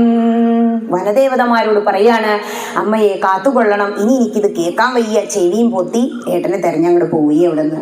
എന്താ പറഞ്ഞത് ആലോചിച്ച് നോക്കൂ. എന്നെ ഭാര്യയാക്കി വെക്കാനാണല്ലേ. ആ ചിന്തിച്ചിട്ട് പോലുമില്ല. അമ്മയെ പോലെ അതാ വളയൊക്കെ ആ ആഭരണങ്ങൾ കാണിക്കില്ലേ, അപ്പോ ആ അങ്കുലിയത്തിൽ കെട്ടി ആഭരണം കാണിച്ചു കൊടുത്തിട്ട് ശ്രീരാമചന്ദ്രൻ ചോദിക്കും, ഇത് ജ്യേഷ്ഠത്തി അമ്മയുടെ ആണോ, നിനക്ക് അറിയുമോന്ന്. അപ്പോ കമ്മല് കാണിച്ചു, അറിയില്ല. മാല കാണിച്ചു, അറിയില്ല. വള കാണിച്ചു, അറിയില്ല. അവസാനം കൊലുസുകൾ എടുത്ത് കാണിച്ചപ്പോ എനിക്കിതറിയാം. കാരണം എന്നും ജ്യേഷ്ഠത്തിയുടെ പാദനമസ്കാരം ചെയ്യുമ്പോൾ ഞാൻ ഈ കൊലുസുകൾ കാണാറുണ്ട്. അത്രയ്ക്കും പവിത്രമായ ചിന്തയുള്ള വ്യക്തിയാ ലക്ഷ്മണൻ. എന്നിട്ട് ആ ലക്ഷ്മണനെ ആ ചീത്ത പറഞ്ഞത് എന്നെ ഭാര്യയെക്കാനാ ചോദിച്ചിട്ട്. ആ ഒരു തെറ്റ് ചെയ്തത് കൊണ്ടാണ് അത്രയും ദുരിതം രാക്ഷസ വംശത്തിന്റെ കൂടെ ഇരുന്ന് അനുഭവിക്കേണ്ടി വന്നത് സീതാദേവിക്ക്. അപ്പൊ സ്ത്രീ പ്രസംഗം ചെയ്യണം എന്ന് പറഞ്ഞാൽ ഉച്ചയ്ക്ക് രാമായണം വായിക്കണം എന്ന്. ഹൈന്ദവനായി ജനിച്ചിട്ട് നമ്മളൊക്കെ സമ്പന്നനാണേ. നമുക്ക് എത്ര ഗ്രന്ഥങ്ങളാ. മറ്റുള്ളവർ നമ്മളെ കുട്ടിയോട് എന്താ പറയണ അറിയോ? നിനക്ക് എത്ര ഏതൊക്കെ പഠിക്കുക, ഞങ്ങൾക്ക് ഒന്ന് പഠിച്ചാൽ മതി, ഇതേ ഡയറക്റ്റ് പ്രൊമോഷനാ ഇവിടേക്ക് സ്വർഗത്തേക്ക്. നമ്മളെ കുട്ടി അപ്പൊ തിരിച്ചു പറയണം, എനിക്ക് സ്വർഗം വേണ്ട, അത് അവസാനിക്കും. നരകവും വേണ്ട, ഞങ്ങൾക്ക് നരകം പറഞ്ഞിട്ട് തന്നെ ഇല്ല. ഈശ്വരനാമം ചൊല്ലുന്നവർക്ക് നരകം കാണിക്കാനേ പാടില്ല എന്നാ. അവരെ യമധർമ്മന്മാര് സ്പർശിക്കില്ല. ഈശ്വര കഥകൾ കേൾക്കുന്നവരെ, ഈശ്വര കഥകൾ പറയുന്നവരെ. കേൾക്കുന്നവനും പറയുന്നവനും മോക്ഷാന്ന ഈശ്വര കഥകൾ. ഇങ്ങനെയുള്ള ഗ്രന്ഥങ്ങളെല്ലാം നമ്മൾ തുറക്കണം. ഇനി ഗ്രന്ഥത്തിലൂടെ ഒരു യാത്ര ചെയ്യാം. ആദ്യം ജ്ഞാനപ്പാന. കുട്ടി സന്ധ്യാനാമം ഒക്കെ ചൊല്ലും. ആചാരങ്ങളും അനുഷ്ഠാനങ്ങളും പറയുമ്പോൾ നമ്മൾ ആരും ചെയ്യാത്ത ആചാരം എന്താണോ, ആദ്യം തന്നെ ജനിച്ചു കുറച്ച് കഴിഞ്ഞാൽ നമ്മളെ കൊണ്ടുപോയി ഒരു ചോറ് അങ്ങോട്ട് തരും. അന്നപ്രാശം കൊടുക്കുന്നതിനൊക്കെ ഒരുപാട് തത്വങ്ങളുണ്ട്. രസം പ്രാശയാമി എന്നൊക്കെ പറഞ്ഞിട്ടാ കൊടുക്കുക. ഇനി അത് കഴിഞ്ഞാൽ അച്ഛനും അമ്മയും നമ്മളെ കയ്യും പിടിച്ച് എന്ത് ചെയ്യും, ഭദ്രയുടെ മുന്നിൽ കൊണ്ടുവരും. അവര് തൊഴുത് നമസ്കരിച്ചാൽ നമ്മൾ നമസ്കരിക്കും, പ്രദക്ഷിണം വെക്കും. ഇതിൻ്റെ ഒന്നും തത്വം നമുക്കാരും പറഞ്ഞു തരില്ല. ഹൈന്ദവന് ക്ലാസ് ഇല്ല, അതുകൊണ്ടാ പറയും. ക്ലാസ് ഇല്ലാത്തത് എന്താ? ഉപനിഷത്ത് പറഞ്ഞു വെച്ചിട്ടുണ്ടേ. എന്താ? സ്വാധ്യായ പ്രമദ. നീ സ്വാധ്യായം ചെയ്യണം. സ്വന്തം വായിച്ചറിയാൻ പറ്റുന്നില്ലെങ്കിൽ ഇതുപോലുള്ള പ്രഭാഷണ വേദിയിൽ പോയിരിക്കണം. എന്താ ക്ഷേത്രത്തിന്റെ മഹത്വം? ക്ഷയാത് ത്രായതേ ഇതി ക്ഷേത്ര. ക്ഷയത്തിൽ നിന്നും. ഏത് ക്ഷയത്തിൽ നിന്നാ? നമ്മളെല്ലാം ഭൗതികമായ ക്ഷയത്തിൽ നിന്ന് ത്രാണനം ചെയ്യാൻ വേണ്ടി ഒരുപാട് വഴിപാട് ചെയ്യും അല്ലേ? എന്തൊക്കെ വഴിപാട്? ശത്രു സംഹാര പുഷ്പാഞ്ജലി. ആരാ ശത്രു? നമ്മൾ തന്നെയാണ് നമ്മുടെ ശത്രു. നാമം ചൊല്ലും ഗ്രന്ഥം വായിക്കും ചെയ്തില്ലെങ്കിൽ നമ്മൾ തന്നെ ശത്രു. എന്താ ഗീത പറയുന്നത്? ഉദ്ധരേതാത്മനാത്മാനം ആത്മാനമവസാദയേ ആത്മൈവ ഹ്യാത്മനോ ബന്ധു ആത്മൈവാരിപുരാത്മനാ. നീ നിന്റെ ആത്മാവിനെ ഉദ്ധരിക്കാൻ ഗ്രന്ഥപാരായണം നടത്തുന്നുണ്ടെങ്കിൽ, ഭഗവാനെ വിളിച്ചുകൊണ്ടിരിക്കുന്നുണ്ട്, ഈശ്വര സ്മരണ ചെയ്യുന്നുണ്ടെങ്കിൽ നീ തന്നെ നിന്റെ ബന്ധു. ഇതൊന്നും ചെയ്യുന്നില്ലെങ്കിലോ നീ തന്നെ നിന്റെ ശത്രു. കാരണം നിന്നെ ഉയർത്താൻ നീ തന്നെ ചിന്തിക്കണം. ഉദ്ധവ, എന്നെ കൊണ്ട് സാധിക്കില്ല കേട്ടോ എന്ന് ഭഗവാൻ പറയുന്നുണ്ട്. അതാണ് നമ്മൾ വിചാരിക്കും ഭഗവാനെ കൊണ്ട് എല്ലാം സാധിക്കും.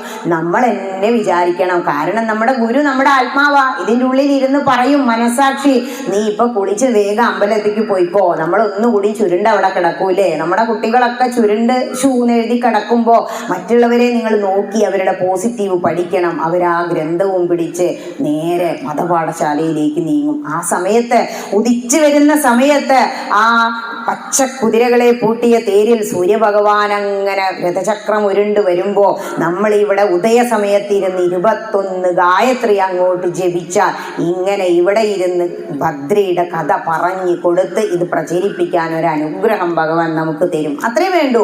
ഈശ്വര കഥകൾ പറയാ, പഠിക്കുക. അപ്പൊ ഇവിടെ നിന്ന് കിട്ടുന്നതൊക്കെ നിങ്ങൾക്ക് അറിയിപ്പുകളാണ്. അത് നമ്മുടെ അറിവാക്കി മാറ്റിയിട്ട് മറ്റുള്ളവർക്ക് പറഞ്ഞു കൊടുത്ത് പ്രചരിപ്പിക്കണം. ഈ ജന്മം കിട്ടിയത് ഏറ്റവും ശ്രേഷ്ഠമാണ്. എന്താ ഉപനിഷത്ത് പറയുന്നത്? ദുർലഭോ മാനുഷോ ദേഹോ, ദുർലഭമായി കിട്ടിയ ഈ മനുഷ്യദേഹം നീ വെറുതെ നശിപ്പിച്ച് കളയരുത്. മഹതോ വിനഷ്ടി, ഹേ മഹത്തുക്കളെ, നിങ്ങൾ നിങ്ങളുടെ ഈ ജന്മം നശിപ്പിച്ച് കളയരുത്. അതിനുവേണ്ടി ഇവിടെ വന്നു, തൊഴുതു, അമ്മ കൊണ്ടുവന്നു, പിന്നെയോ കഴിഞ്ഞു നമ്മുടെ ആചാരം അല്ലേ? അതൊന്നും അല്ല, അത് വെറും LKG. ക്ഷേത്രമൊക്കെ ഒരു സ്റ്റാർട്ടിങ് പോയിന്റ് മാത്രമാണ്. കുറെ അങ്ങ് എത്തിയ സന്യാസി വര്യന്മാരൊന്നും പിന്നെ ക്ഷേത്രത്തേക്ക് പോയില്ല. അപ്പൊ പറയും കമ്മിറ്റിക്കാർ, അയ്യോ ടീച്ചറെ പറ്റിക്കല്ലേ.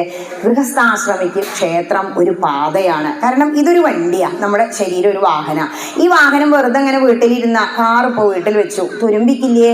അതിന് പോവാനൊരു റോഡ് വേണം, ഒരു ലക്ഷ്യം വേണം. അതുപോലെ നമ്മുടെ ശരീരത്തിന് പോവാന് ആത്മസാക്ഷാത്കാരാണ് നമ്മളുടെ അൾട്ടിമേറ്റ് എയിം, ആത്യന്തിക ലക്ഷ്യം എന്ന് പറയുന്നത്. അതിനെന്ത് വേണം? പോവാന് നമുക്ക് ഒരു അമ്പലം വേണം.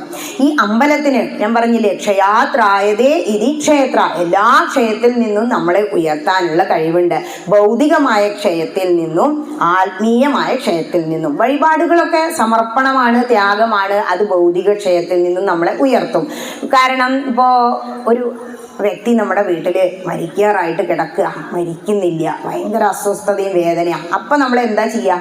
ഒരു മൃത്യുഞ്ജയ ഹോമം അങ്ങോട്ട് കഴിക്കൂലേ? എന്തിനാ മൃത്യുഞ്ജയ ഹോമം? മൃത്യുവിനെ ജയിക്കാനാണോ? അല്ല, മരണതുല്യമായ വേദനകളിൽ നിന്നും ഒരാശ്വാസം. മൃത്യുഞ്ജയ ഹോമം കഴിച്ചാൽ നെയ്യൊക്കെ കൊണ്ടുപോയിട്ടൊന്ന് പുരട്ടി, അത് വല്ലാത്തൊരാശ്വാസം. അത്രയേ ഉള്ളൂ എന്ന് മനസ്സിലാക്കുക. ഈ ശരീരത്തിൽ ഇങ്ങനെയൊന്നും ഇരിക്കാൻ കഴിയില്ല. ഈ കഴിഞ്ഞു പോകുന്ന നിമിഷങ്ങൾ ഒരിക്കലും ഇനി തിരിച്ചു കിട്ടില്ല. അതിലേറ്റവും സുഹൃതമായ കാര്യങ്ങൾ ഏതാ? ഇങ്ങനെ നട്ടുച്ചയ്ക്ക് ഇപ്പോൾ വീട്ടിൽ നിങ്ങൾ ഇങ്ങനെ ഇരിക്കുമോ ശ്രദ്ധിച്ചിട്ട്? എത്ര രാമായണം എടുത്താലും ഒരു ഉറക്കമൊക്കെ വരും നമുക്കല്ലേ സദ്യ കൊണ്ടിരിക്കുമ്പോൾ. പക്ഷേ ഈശ്വര കഥകൾ അങ്ങനെ പറയുമ്പോൾ നിങ്ങൾക്കതിലെങ്ങനെ ശ്രദ്ധിച്ചിരിക്കാൻ തോന്നുന്നില്ലേ? ഞാനിപ്പോൾ പറയാ, കൊതിച്ചിടുന്ന ബ്രഹ്മത്തെ കണ്ടിട്ടു കുതിച്ചിടുന്നു ജീവനും. നമ്മുടെ ജീവൻ എന്താ വേണ്ടതെന്നറിയോ? ബ്രഹ്മത്തെ പ്രാപിക്കണം. ഇതിനുള്ളിലുള്ള ജീവാത്മാവാണ് എന്ത്? അവിടെ ശ്രീലകത്തിലിരിക്കുന്ന പരമാത്മാവുമായിട്ട് സാമ്യം പ്രാപിക്കുന്നത്. കാരണം വലിയ ഒരു പരമാത്മാവായ ഭഗവാനിൽ നിന്നും അംശങ്ങളെടുത്ത അവതാരങ്ങളാണ് നമ്മൾ ഓരോ മനുഷ്യരെന്നാ പറയുന്നത്. പക്ഷെ എന്താണോ, ഈ ശരീരത്തിൽ ഇരുന്നു കൊണ്ട് ആത്മാനുഭൂതി അനുഭവിക്കാൻ കഴിയണം. ഈ ശരീരത്തില് ഒരുപാട് ശക്തികളുണ്ട്. ഇപ്പൊ ഏകാദശിയൊക്കെ നോറ്റി കഴിഞ്ഞാൽ നമ്മുടെ ആത്മാവിന്റെ ശക്തി കൂടും.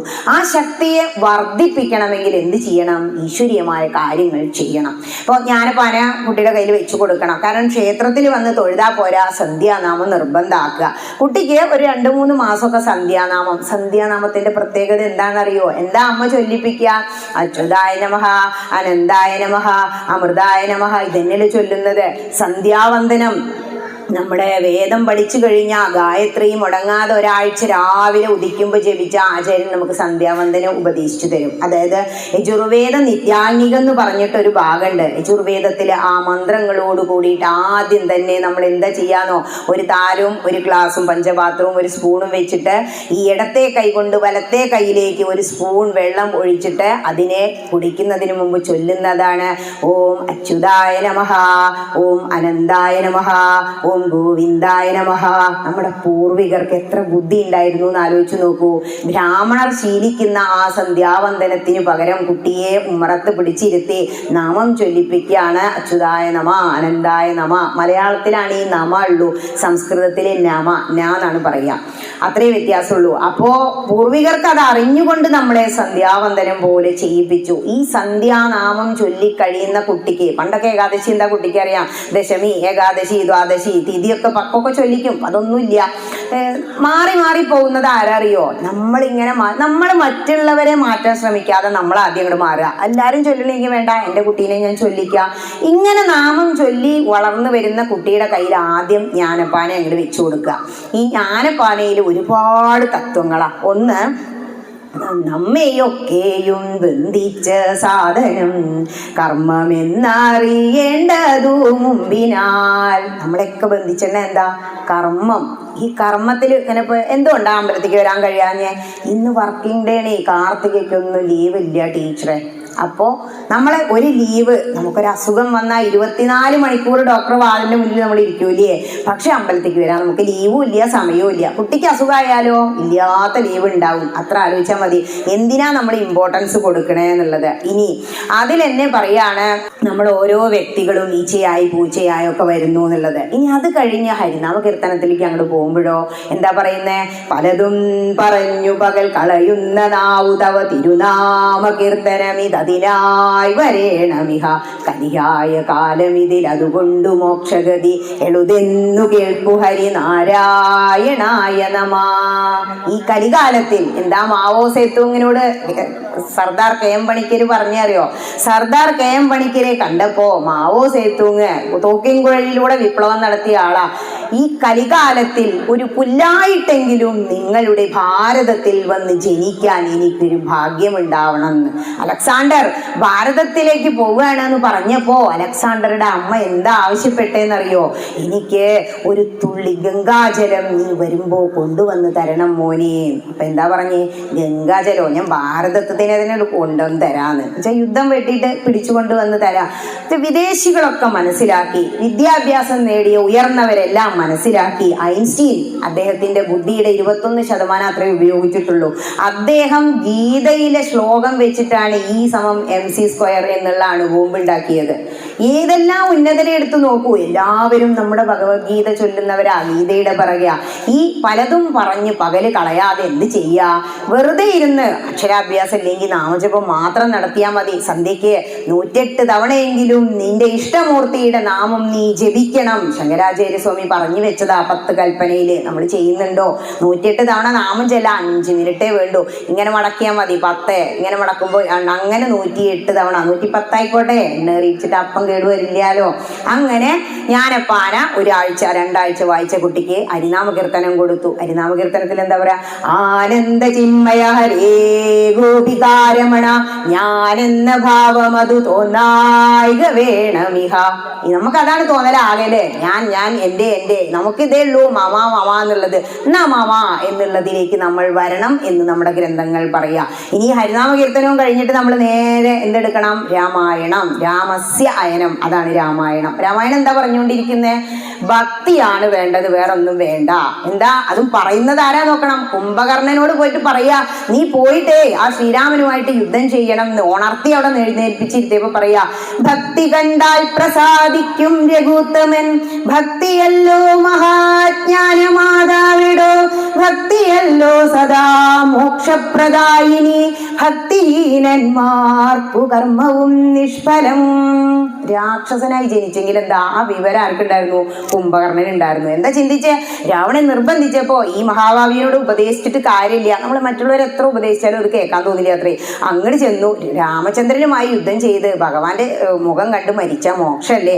ഭഗവാൻ എല്ലാവർക്കും ശത്രുക്കൾക്കൊക്കെ മോക്ഷ കൊടുത്ത്, രാവണന് മോക്ഷം കൊടുത്തു.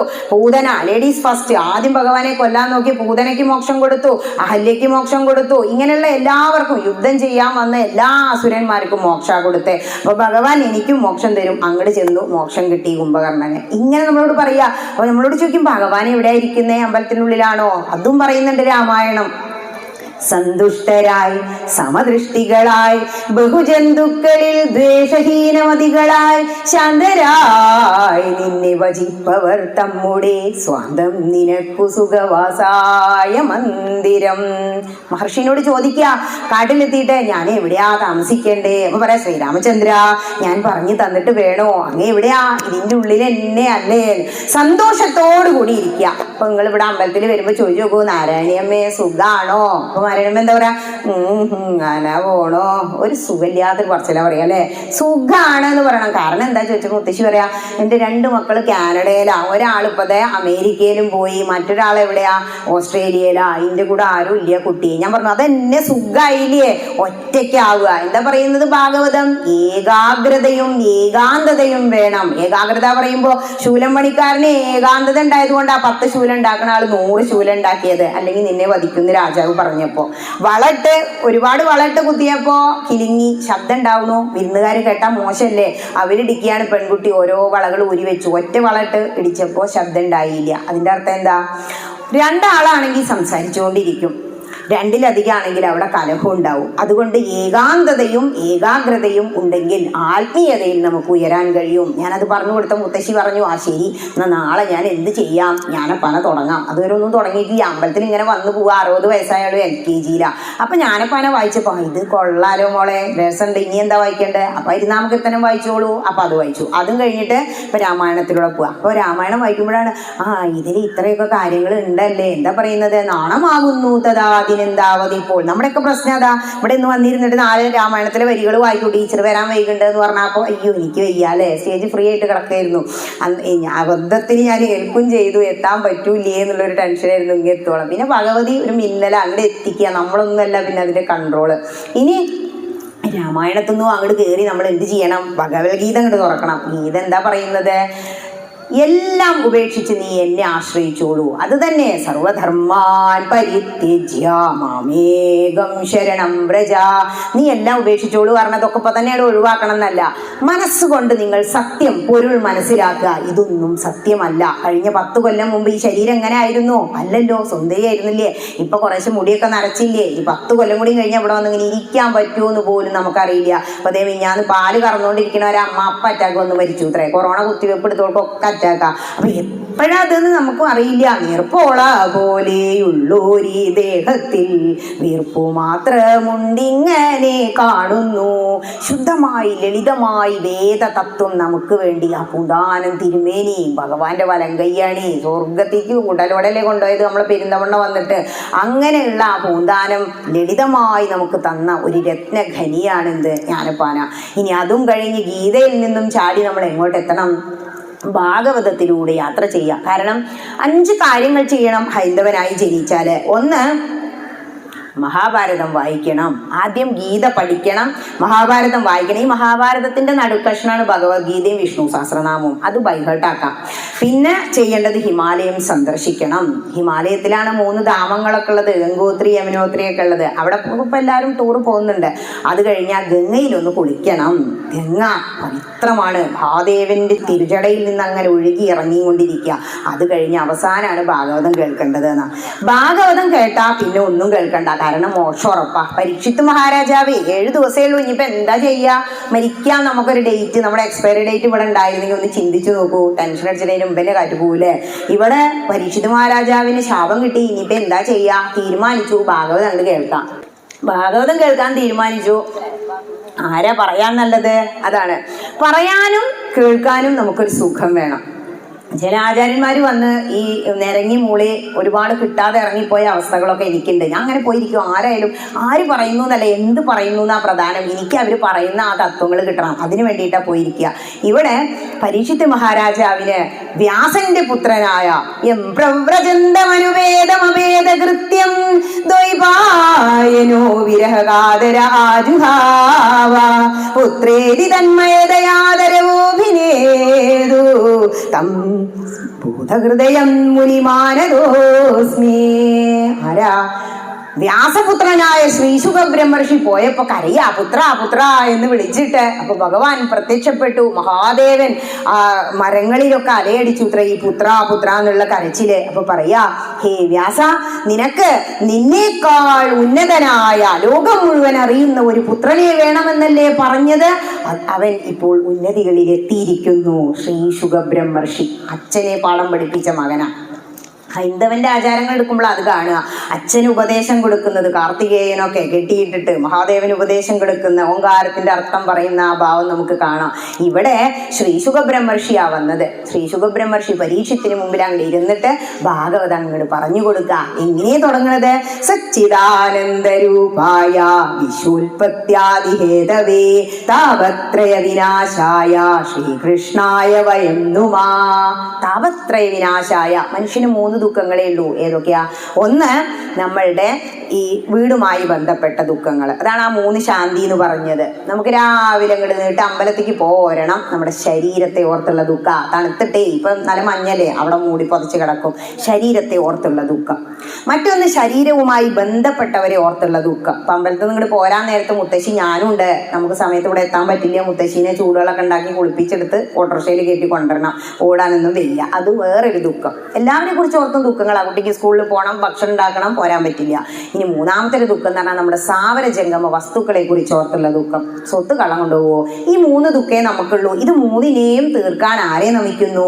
ശ്രീകൃഷ്ണായ വയം നുമ, ഭഗവാനെ നമിക്കുക. അങ്ങനെയാ ഭാഗവതം തുടങ്ങണേ. ഇനി ഭാഗവതത്തിലൂടെ ഇങ്ങനെ പോരുമ്പോ നമ്മൾ അറിയണ്ടേ, കൃഷ്ണായ വാസുദേവായ ഹരയേ പരമാത്മനേ പ്രണത ക്ലേശനാശായ ഗോവിന്ദായ നമോ നമ.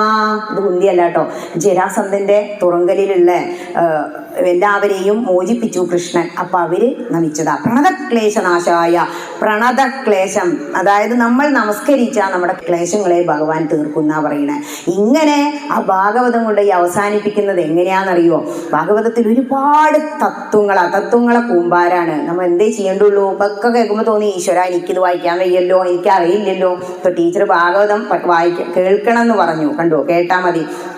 അവസാനിപ്പിക്കുകയാണ്, നാമസങ്കീർത്തനം യസ്യ സർവപാപ പ്രണാശനം പ്രണാമോ ദുഃഖശമന തം നമാമി ഹരിം പരം.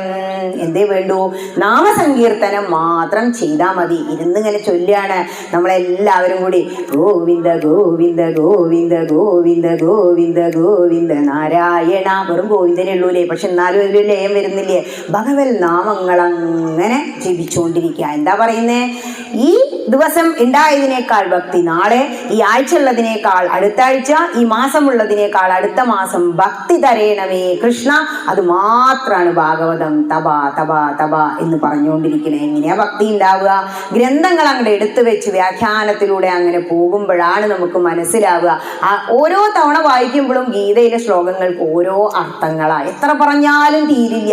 ഇത് 101ാമത്തെ സ്റ്റേജാണ്. എത്ര കാലമായി കഥ പറയുന്നു, പക്ഷെ ഇപ്പോഴും ആദ്യത്തെ അതേ ആവേശത്തിൽ ഇങ്ങനെ ഇരുന്ന് പറയാം. ഇങ്ങനെ 4 മണി വരെയും വേണമെങ്കിൽ നിങ്ങൾ അവിടെ ഇരിക്കും. അതിനൊരു അനുഗ്രഹം അതെങ്ങനെയാ കിട്ടുന്നത്? ഗ്രന്ഥങ്ങളിലൂടെയുള്ള യാത്ര, ഗായത്രി ഉപാസന, ഗുരുക്കന്മാരുടെ അനുഗ്രഹം. നമ്മളെല്ലാം കൺകണ്ട ഗുരുക്കന്മാർ നമ്മുടെ ചുറ്റുപാടും ഉള്ള നല്ലതുകളാ.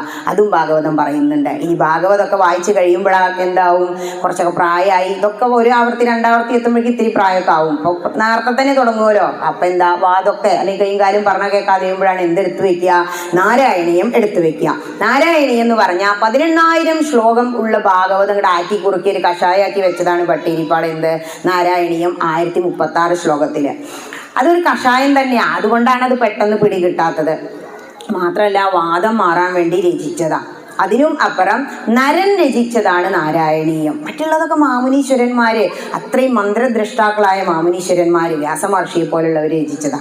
അപ്പം ഒരു നമ്മളെ പോലെയുള്ള ആ ചന്ദനക്കാവിൽ മേൽപ്പത്തൂർ ഇല്ലത്ത് ജീവിച്ചിരുന്ന, കണ്ടോ, 400 വർഷം മുമ്പ് ജീവിച്ചിരുന്ന അദ്ദേഹം വരെ ഭഗവാനെ ആ ഗുരുവായൂരിക്കണ്ട് കയറുമ്പോൾ എന്താ അടുത്ത സൈഡില് ഇവിടെ ഇരുന്നാണ് മേൽപ്പത്തൂർ നാരായണീയം രചിച്ചത്. ഈ നാരായണീയത്തിൽ എന്താ പറയുന്നത്? ആദ്യം തന്നെ പറയും ഹന്തഭാഗ്യം ജനാനാം. ഇത് ജനിച്ച തന്നെ ഭാഗ്യം. അപ്പൊ ദുരിതം ഉള്ളവരെന്താ വിചാരിക്കുക?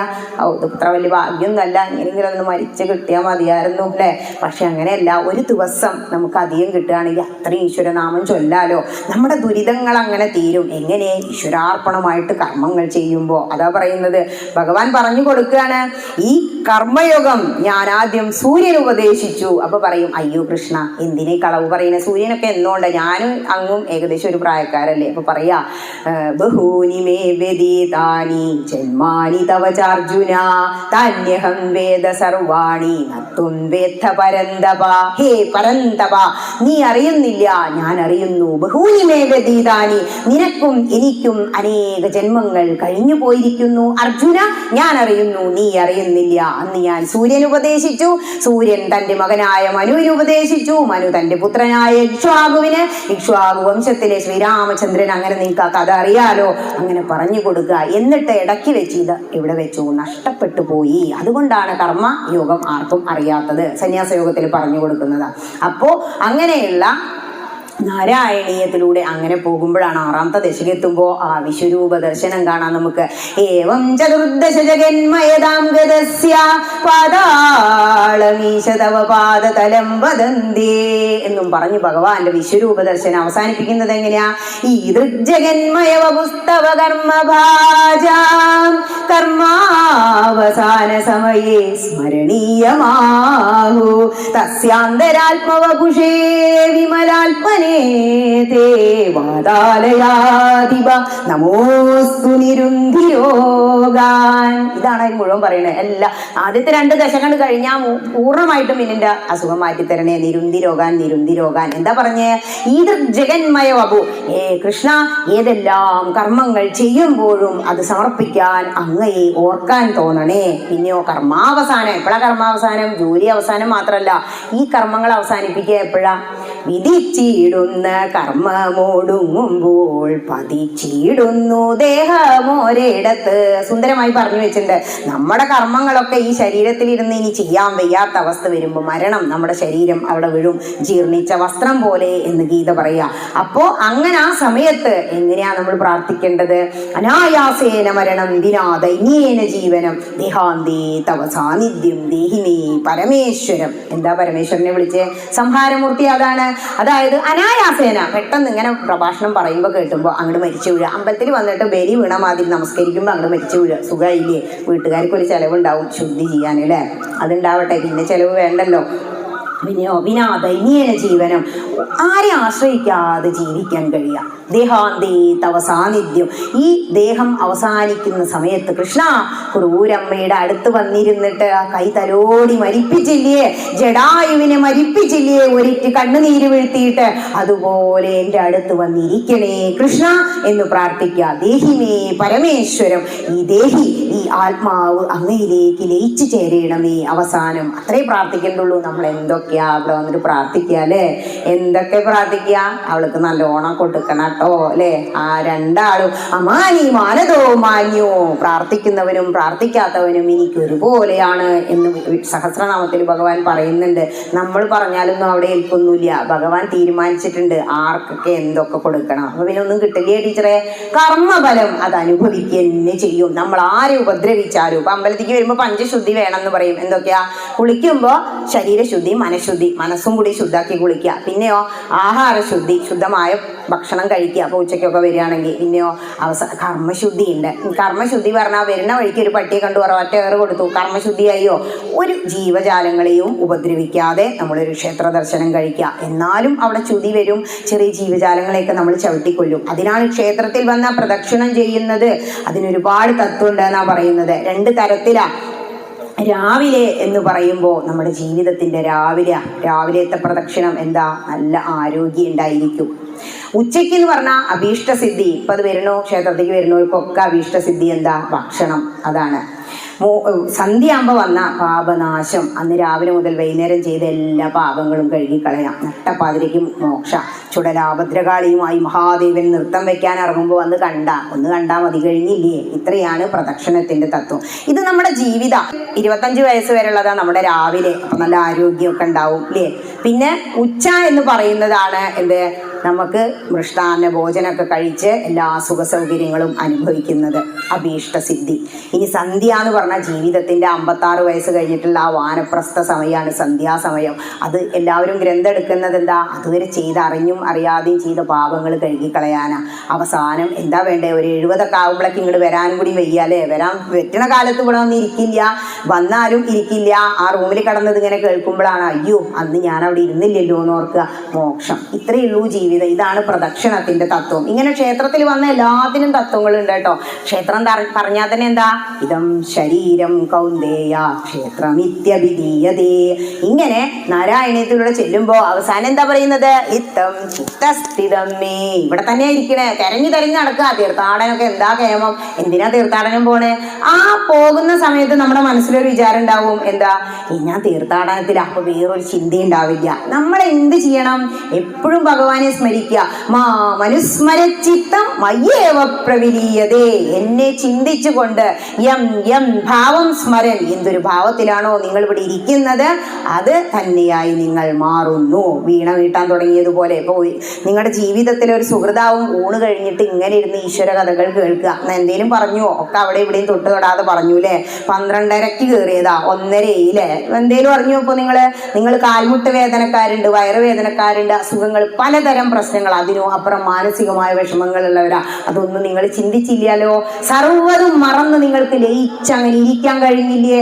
നിങ്ങൾ നിങ്ങളുടെ ആത്മാവായി മാറി ശരീരത്തെ മറന്നു. ഇങ്ങനെ ഇരുന്ന് പറയാനും കേൾക്കാനും ഒരുപാട് അനുഗ്രഹം അത് ഭഗവതി തരുന്നെ വേണം, എങ്കിലേ നമ്മൾ അവിടെ എത്തിപ്പെടൂ. ഇവിടെ ഇരിക്കണം എന്ന് ആഗ്രഹിച്ചവരുണ്ടാവും, നോട്ടീസും ബാനറും കണ്ടപ്പോ ഇരിക്കാൻ കഴിയാതെ പോയവരുണ്ടാവും. കാരണം ഭഗവതി തീരുമാനിക്കുക ഏതൊക്കെ ചെയറിൽ എവിടൊക്കെ ആരൊക്കെ ഇരിക്കണം എന്ന്. നമുക്ക് തോന്നും നമ്മുടെ കഴിവാ, അതൊന്നും അല്ല, അതൊക്കെ അവിടെ തീരുമാനിക്കപ്പെട്ടതാ. ഇനി നാരായണിയെ അവസാനിപ്പിക്കുന്നത് എന്താ? സ്പീതം ലീലാവതാരേതമിഹ ഗുരുദാ മായുരാരോഗ്യ സൗഖ്യം. 3 ചോദിച്ചത് ബുദ്ധിപൂർവം. ആയുസ്, ആരോഗ്യം, സുഖം. എന്തിനേത് 3 കൂടി? നമുക്ക് ആയുസ്സില്ല, 10 വയസ്സ് വരെ ജീവിച്ചു, എത്ര ഗ്രന്ഥം വായിക്കാൻ പറ്റുക? നാമം ജപിക്കാൻ പറ്റില്ലല്ലോ. ഇനി ആയുസ്സൊക്കെ ഉണ്ട്, ആരോഗ്യമില്ല, ഈ കിടത്തം തന്നെ. അങ്ങനത്തെ കുട്ടികളെ കാണാറില്ലേ? മന്ദബുദ്ധിയായിട്ടൊക്കെ ഇപ്പൊ എത്ര കുട്ടികളാ ജനിക്കുന്നേ? അത് നമ്മളുടെ ഈ ഇതൊന്നും ആർക്കും അറിയില്ലേ. നമുക്ക് ഗർഭാധാനത്തിനൊക്കെ എല്ലാ കാര്യങ്ങളും നമ്മുടെ ഇതിൽ എഴുതി വെച്ചിട്ടുണ്ട്, അതൊന്നും നോക്കില്ല. അപ്പൊ നട്ടപ്പാതിന് വരെ ഈ യൂട്യൂബിലും നെറ്റിലും കൂത്താട്ട. അതിന് ശേഷമാണ് എല്ലാം നടക്കുന്നത്. അതിൻ്റെ ആഫ്റ്റർ എഫക്റ്റാണ് ഇപ്പോൾ അനുഭവിക്കുന്നത്. പണ്ടൊന്നും ഇത്രയും ഇങ്ങനത്തെ കുട്ടികളുടെ ജന്മം ഉണ്ടായിരുന്നില്ല. ഇനി അത് കഴിഞ്ഞാൽ നമ്മൾ എന്ത് ചെയ്യുന്നു? ഓരോ കാര്യങ്ങൾക്ക് വേണ്ടി ഓരോ സമയം നമുക്ക് തീരുമാനിച്ചു വെച്ചിരിക്കുക. അതിനെക്കുറിച്ച് നമ്മൾ മനസ്സിലാക്കാതെയാണ് ഈ നടന്നുകൊണ്ടിരിക്കുന്നത്. ഇങ്ങനെ ഓരോ കാര്യങ്ങൾക്ക് വേണ്ടി ഇവിടെ ഇന്ന ആൾ എത്തിപ്പെടണമെന്നും മറ്റും മനസ്സിലാക്കുന്നു. അതേസമയം ആയുസ്സും ആരോഗ്യവും ഉണ്ട്, പക്ഷെ എന്തില്ല, ഒരു സുഖമില്ല. അപ്പൊ ഇവിടെ അങ്ങനെ വന്നു ആ ക്യൂലൊക്കെ നിൽക്കുന്നവർ ശ്രദ്ധിക്കുന്നുണ്ട്. അവർക്ക് മനസ്സിനൊരു സുഖമില്ല. വീട്ടിൽ മരുവൾ ഇന്നെന്ന് ചീത്ത പറഞ്ഞു. ശരിക്കും വാക്കുകളുണ്ടല്ലോ, ഈ പ്രപഞ്ചത്തെ ചൈതന്യവത്താക്കുന്നത് വാക്കാണ്, ശബ്ദബ്രഹ്മാണ്. അത് സൂക്ഷിച്ച് ഉപയോഗിക്കണം എന്നാ. നമുക്കൊരടി അങ്ങോട്ട് കിട്ടിയ ആ വേദന നമുക്ക് മറക്കാം. പക്ഷെ നമ്മളെക്കാൾ പ്രായം കുറഞ്ഞവർ നമ്മളോട് മോശമായി സംസാരിച്ച കവിയൊന്നും അതാ ചെയ്യാഞ്ഞത്, അതുകൊണ്ടാ. അപ്പോൾ നമുക്കത് ആ വേദന പോവില്ല മനസ്സെന്ന്. അതുകൊണ്ട് മനഃശാന്തി ഉണ്ടാവില്ല.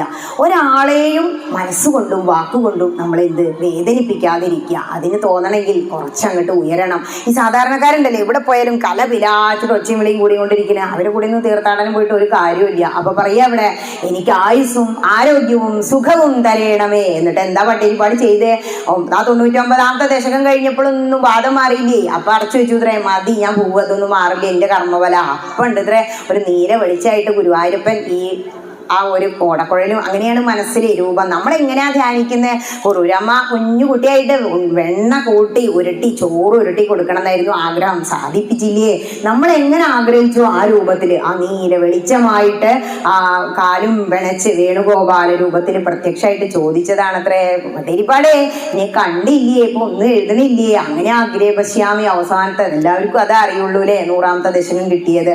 ഇങ്ങനെ ഈ നാരായണീയവും കഴിഞ്ഞിട്ട് പോവാൻ നിങ്ങൾക്ക് ഈശ്വരൻ ഇത്തിരി ഭാഗ്യം തരുകയാണെങ്കിൽ ഒരു ഗുരുവിൻ്റെ കീഴിൽ 4 വേദസൂക്തങ്ങളും കൂടി പഠിച്ചിട്ട് സർവരോഗ നിവാരണ മന്ത്രം അക്ഷീഭ്യാന്തേ സൂക്തം യജുർവേദത്തിലുള്ളതാണ്, അതൊന്ന് ചൊല്ല ദിവസവും രാവിലെ എന്നും ഗായത്രി 21 തവണ ഉപാസിക്കുക.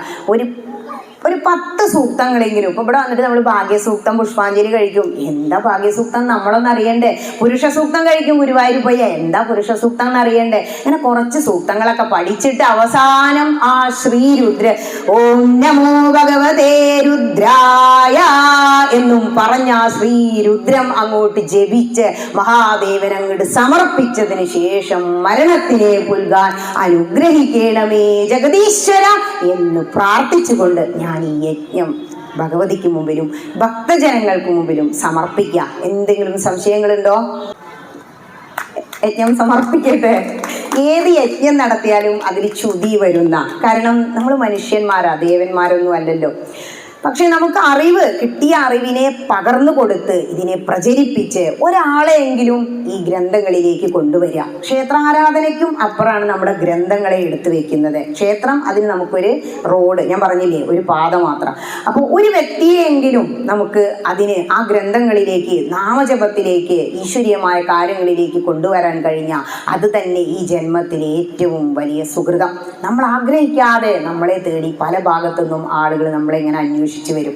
ഇപ്പോൾ എനിക്ക് സത്സംഗം എന്ന് പറഞ്ഞിട്ട് അന്ന് കൊറോണ ബാധിച്ചപ്പോൾ കിട്ടിയ ഒരു അനുഗ്രഹമാണ് ഒരു യൂട്യൂബ് ചാനൽ സത്സംഗം എന്ന് പറഞ്ഞിട്ട്. അതിലെ സംശയം തീർക്കാൻ അമ്മമാർക്ക് ഉണ്ടാക്കിയ ഒരു ഗ്രൂപ്പാണ് ഈ സത്സംഗം. അത് വെച്ചിട്ട് ഇപ്പോൾ മുത്തശ്ശിയാറാവിൽ ഞങ്ങൾ എത്ര പേരാ, ഒരു 110 പേര് ഗ്രൂപ്പ് തന്നെ ഉണ്ടായിരുന്നു. പിന്നെ നാട്ടുകാരും. കഴിഞ്ഞ വർഷം തിരുനാവായ വാർഷിക സംഗമ. അപ്പോൾ ഇങ്ങനെ ഒരുപാട് പേരെ നമ്മൾ കഥ പറഞ്ഞ് ഇപ്പൊ ഗ്രൂപ്പിൽ മഹാഭാരത പറഞ്ഞുകൊണ്ടിരിക്കണേ. ആ ധർമ്മവ്യാധൻ എന്ന ഇറച്ചിവെട്ടുകാരന്റെ കഥയൊക്കെ കേൾക്കുമ്പോഴാണ് നമുക്ക് മനസ്സിലാവുക. അങ്ങനെയുള്ളവർ ചോദിക്കും, നിന്റെ ജോലി ഇതാണ് ടീച്ചറെ, എനിക്ക് ഇതൊക്കെ ചെയ്യാൻ പറ്റുമോ? കർമ്മയോഗമായിട്ട് ഈശ്വരാർപ്പണമായിട്ട് ചെയ്യുക. ഈ ചിലരെടുക്കണ മുത്തശ്ശി രാജസൂയത്തിൽ എന്താ ചെയ്തേ? ഓരോ ചിലയിലെയും കൃഷ്ണാർപ്പണം എന്ന് പറഞ്ഞിട്ടെ. അത്രയേ ഉള്ളൂ. നമുക്ക് എന്ത് കർമ്മം കിട്ടിയോ നമുക്ക് ലഭിച്ച ജോലിയിൽ നമ്മൾ സന്തോഷമായിട്ട് ജീവിക്കുക. ഞാൻ ടീച്ചറായിരുന്നു 16 വർഷം. സോഷ്യോളജിയും സോഷ്യൽ സയൻസും പറഞ്ഞു മടുത്തപ്പോൾ ഞാൻ അതോടെ വെച്ചിട്ട് എന്ത് ചെയ്തു, നേരത്തെ തന്നെ ഇതിലേക്ക് ഈ വണ്ടിയിലേക്ക് കയറി. എല്ലാവരും ഈ ഭാഗവതമാകുന്ന ആ തീവണ്ടിയിലേക്ക് അങ്ങോട്ട് കയറുക. അതിന് ടിക്കറ്റ് ഇട്ടതോടെ ഇവിടെ ഈ സദസ്സിൽ വന്നിരിക്കൂ. അതിനാണ് ഒരനുഗ്രഹം വേണ്ടത്. അതിനായി ശ്രമിക്കുക. ഗ്രന്ഥങ്ങളിലൂടെ യാത്ര ചെയ്യുക. ശ്ലോകങ്ങളുടെ ഉള്ളിലെ വരികൾക്കിടയിലെ വരികളെ കുറിച്ച് ചിന്തിച്ച് ആ ആത്മാനുഭൂതി ഈ ശരീരത്തിൽ ഇരുന്ന് തന്നെ അനുഭവിക്കാൻ കിട്ടുന്ന ആ ഒരു യോഗ ഉണ്ടല്ലോ, അത് വല്ലാത്തൊരു സുഖം. 3 സുഖാണ്. ഒന്ന് ലൗകികാനന്ദം. അങ്ങനെ കുട്ടികളെയും മക്കളെയും നോക്കി വെച്ചുണ്ടാക്കി പാത്രം മൂടി ഇതന്നെയല്ലേ നമ്മൾ ചെയ്തുകൊണ്ടിരിക്കുന്നത്. റിപ്പീറ്റേഷനാ. ഒരു ദിവസം പടേന്ന് വീണങ്ങോട്ട് മരിക്കും. അതിന് മുമ്പെങ്കിലും ഇതിലേക്ക് വരിക. രണ്ടാമത്തെ ആനന്ദമാണ് ഭജനാനന്ദം. ഇവിടെ വന്നിങ്ങനെ ഇരുന്ന് നിങ്ങൾ ഭജനസ്റ്റ് അല്ലാറില്ലേ, അപ്പൊ നിങ്ങൾക്ക് കിട്ടണേ. ഇപ്പൊ ഇവിടെ ശ്രീഭദ്രയല്ലേ, അമ്മേ മഹാമായേ ആദി പരാശക്തി ദേവി ദയാമയേ വിജ്ഞാനദായിനി, ഇങ്ങനെ അങ്ങോട്ട് ഉറക്ക ജപിക്കുമ്പോൾ കിട്ടുന്നത് ആ ഭജനാനന്ദം. ആ ഒരു ഇതിൽ ഇമ്പത്തിൽ നിങ്ങൾ ആ ഒരു ഉണ്ടല്ലോ ശബ്ദബ്രഹ്മത്തിൽ ലയിക്കും. അതൊരു സുഖം. അവസാനത്തെ സുഖമാണ് ബ്രഹ്മാനന്ദം. ഭഗവാനിലേക്ക് തന്നെ ധ്യാനത്തിലിരുന്ന് ആ മനസ്സിനെ, ഇതിനുള്ളിലുള്ള ആ ഈശ്വരനെ എന്ത് ചെയ്യണം, ഇതിനുള്ളിലുള്ള ആ ജീവചൈതന്യത്തെ ആ പരമാത്മാവിലേക്ക് ശ്രീഭദ്രയിലേക്ക് അങ്ങോട്ട് ലയിപ്പിക്കാൻ, അനുഗ്രഹിക്കാൻ വേണ്ടി പ്രാർത്ഥിക്കുക. അതിനുവേണ്ടി എല്ലാവരും ശ്രമിക്കുക. യജ്ഞം സമർപ്പിക്കുകയാണ്. ഹരേ നാരായണ. കായേന വാചാ മനസേന്ദ്രിയൈർവാ ബുദ്ധ്യാത്മനാ വാ പ്രകൃതേർസ്വഭാവാത് കരോമി യദ്യൽ സകലം പരസ്മൈ നാരായണായേതി സമർപ്പയാമി. നാരായണായേതി സമർപ്പയാമി. സർവം ജഗദംബികായേതി സമർപ്പയാമി. സ്വസ്തി പ്രജാഭ്യഃ പരിപാലയന്താം ന്യായേന മാർഗേണ മഹിം മഹീശാ. ഗോബ്രാഹ്മണേഭ്യഃ ശുഭമസ്തു നിത്യം. ലോകാ സമസ്താ സുഖിനോ ഭവന്തു. ലോകാ സമസ്താ സുഖിനോ ഭവന്തു. ലോകാ സമസ്താ സുഖിനോ ഭവന്തു. ഓം ശാന്തി ശാന്തി ശാന്തി. ഓം ഹരി തത്സത്.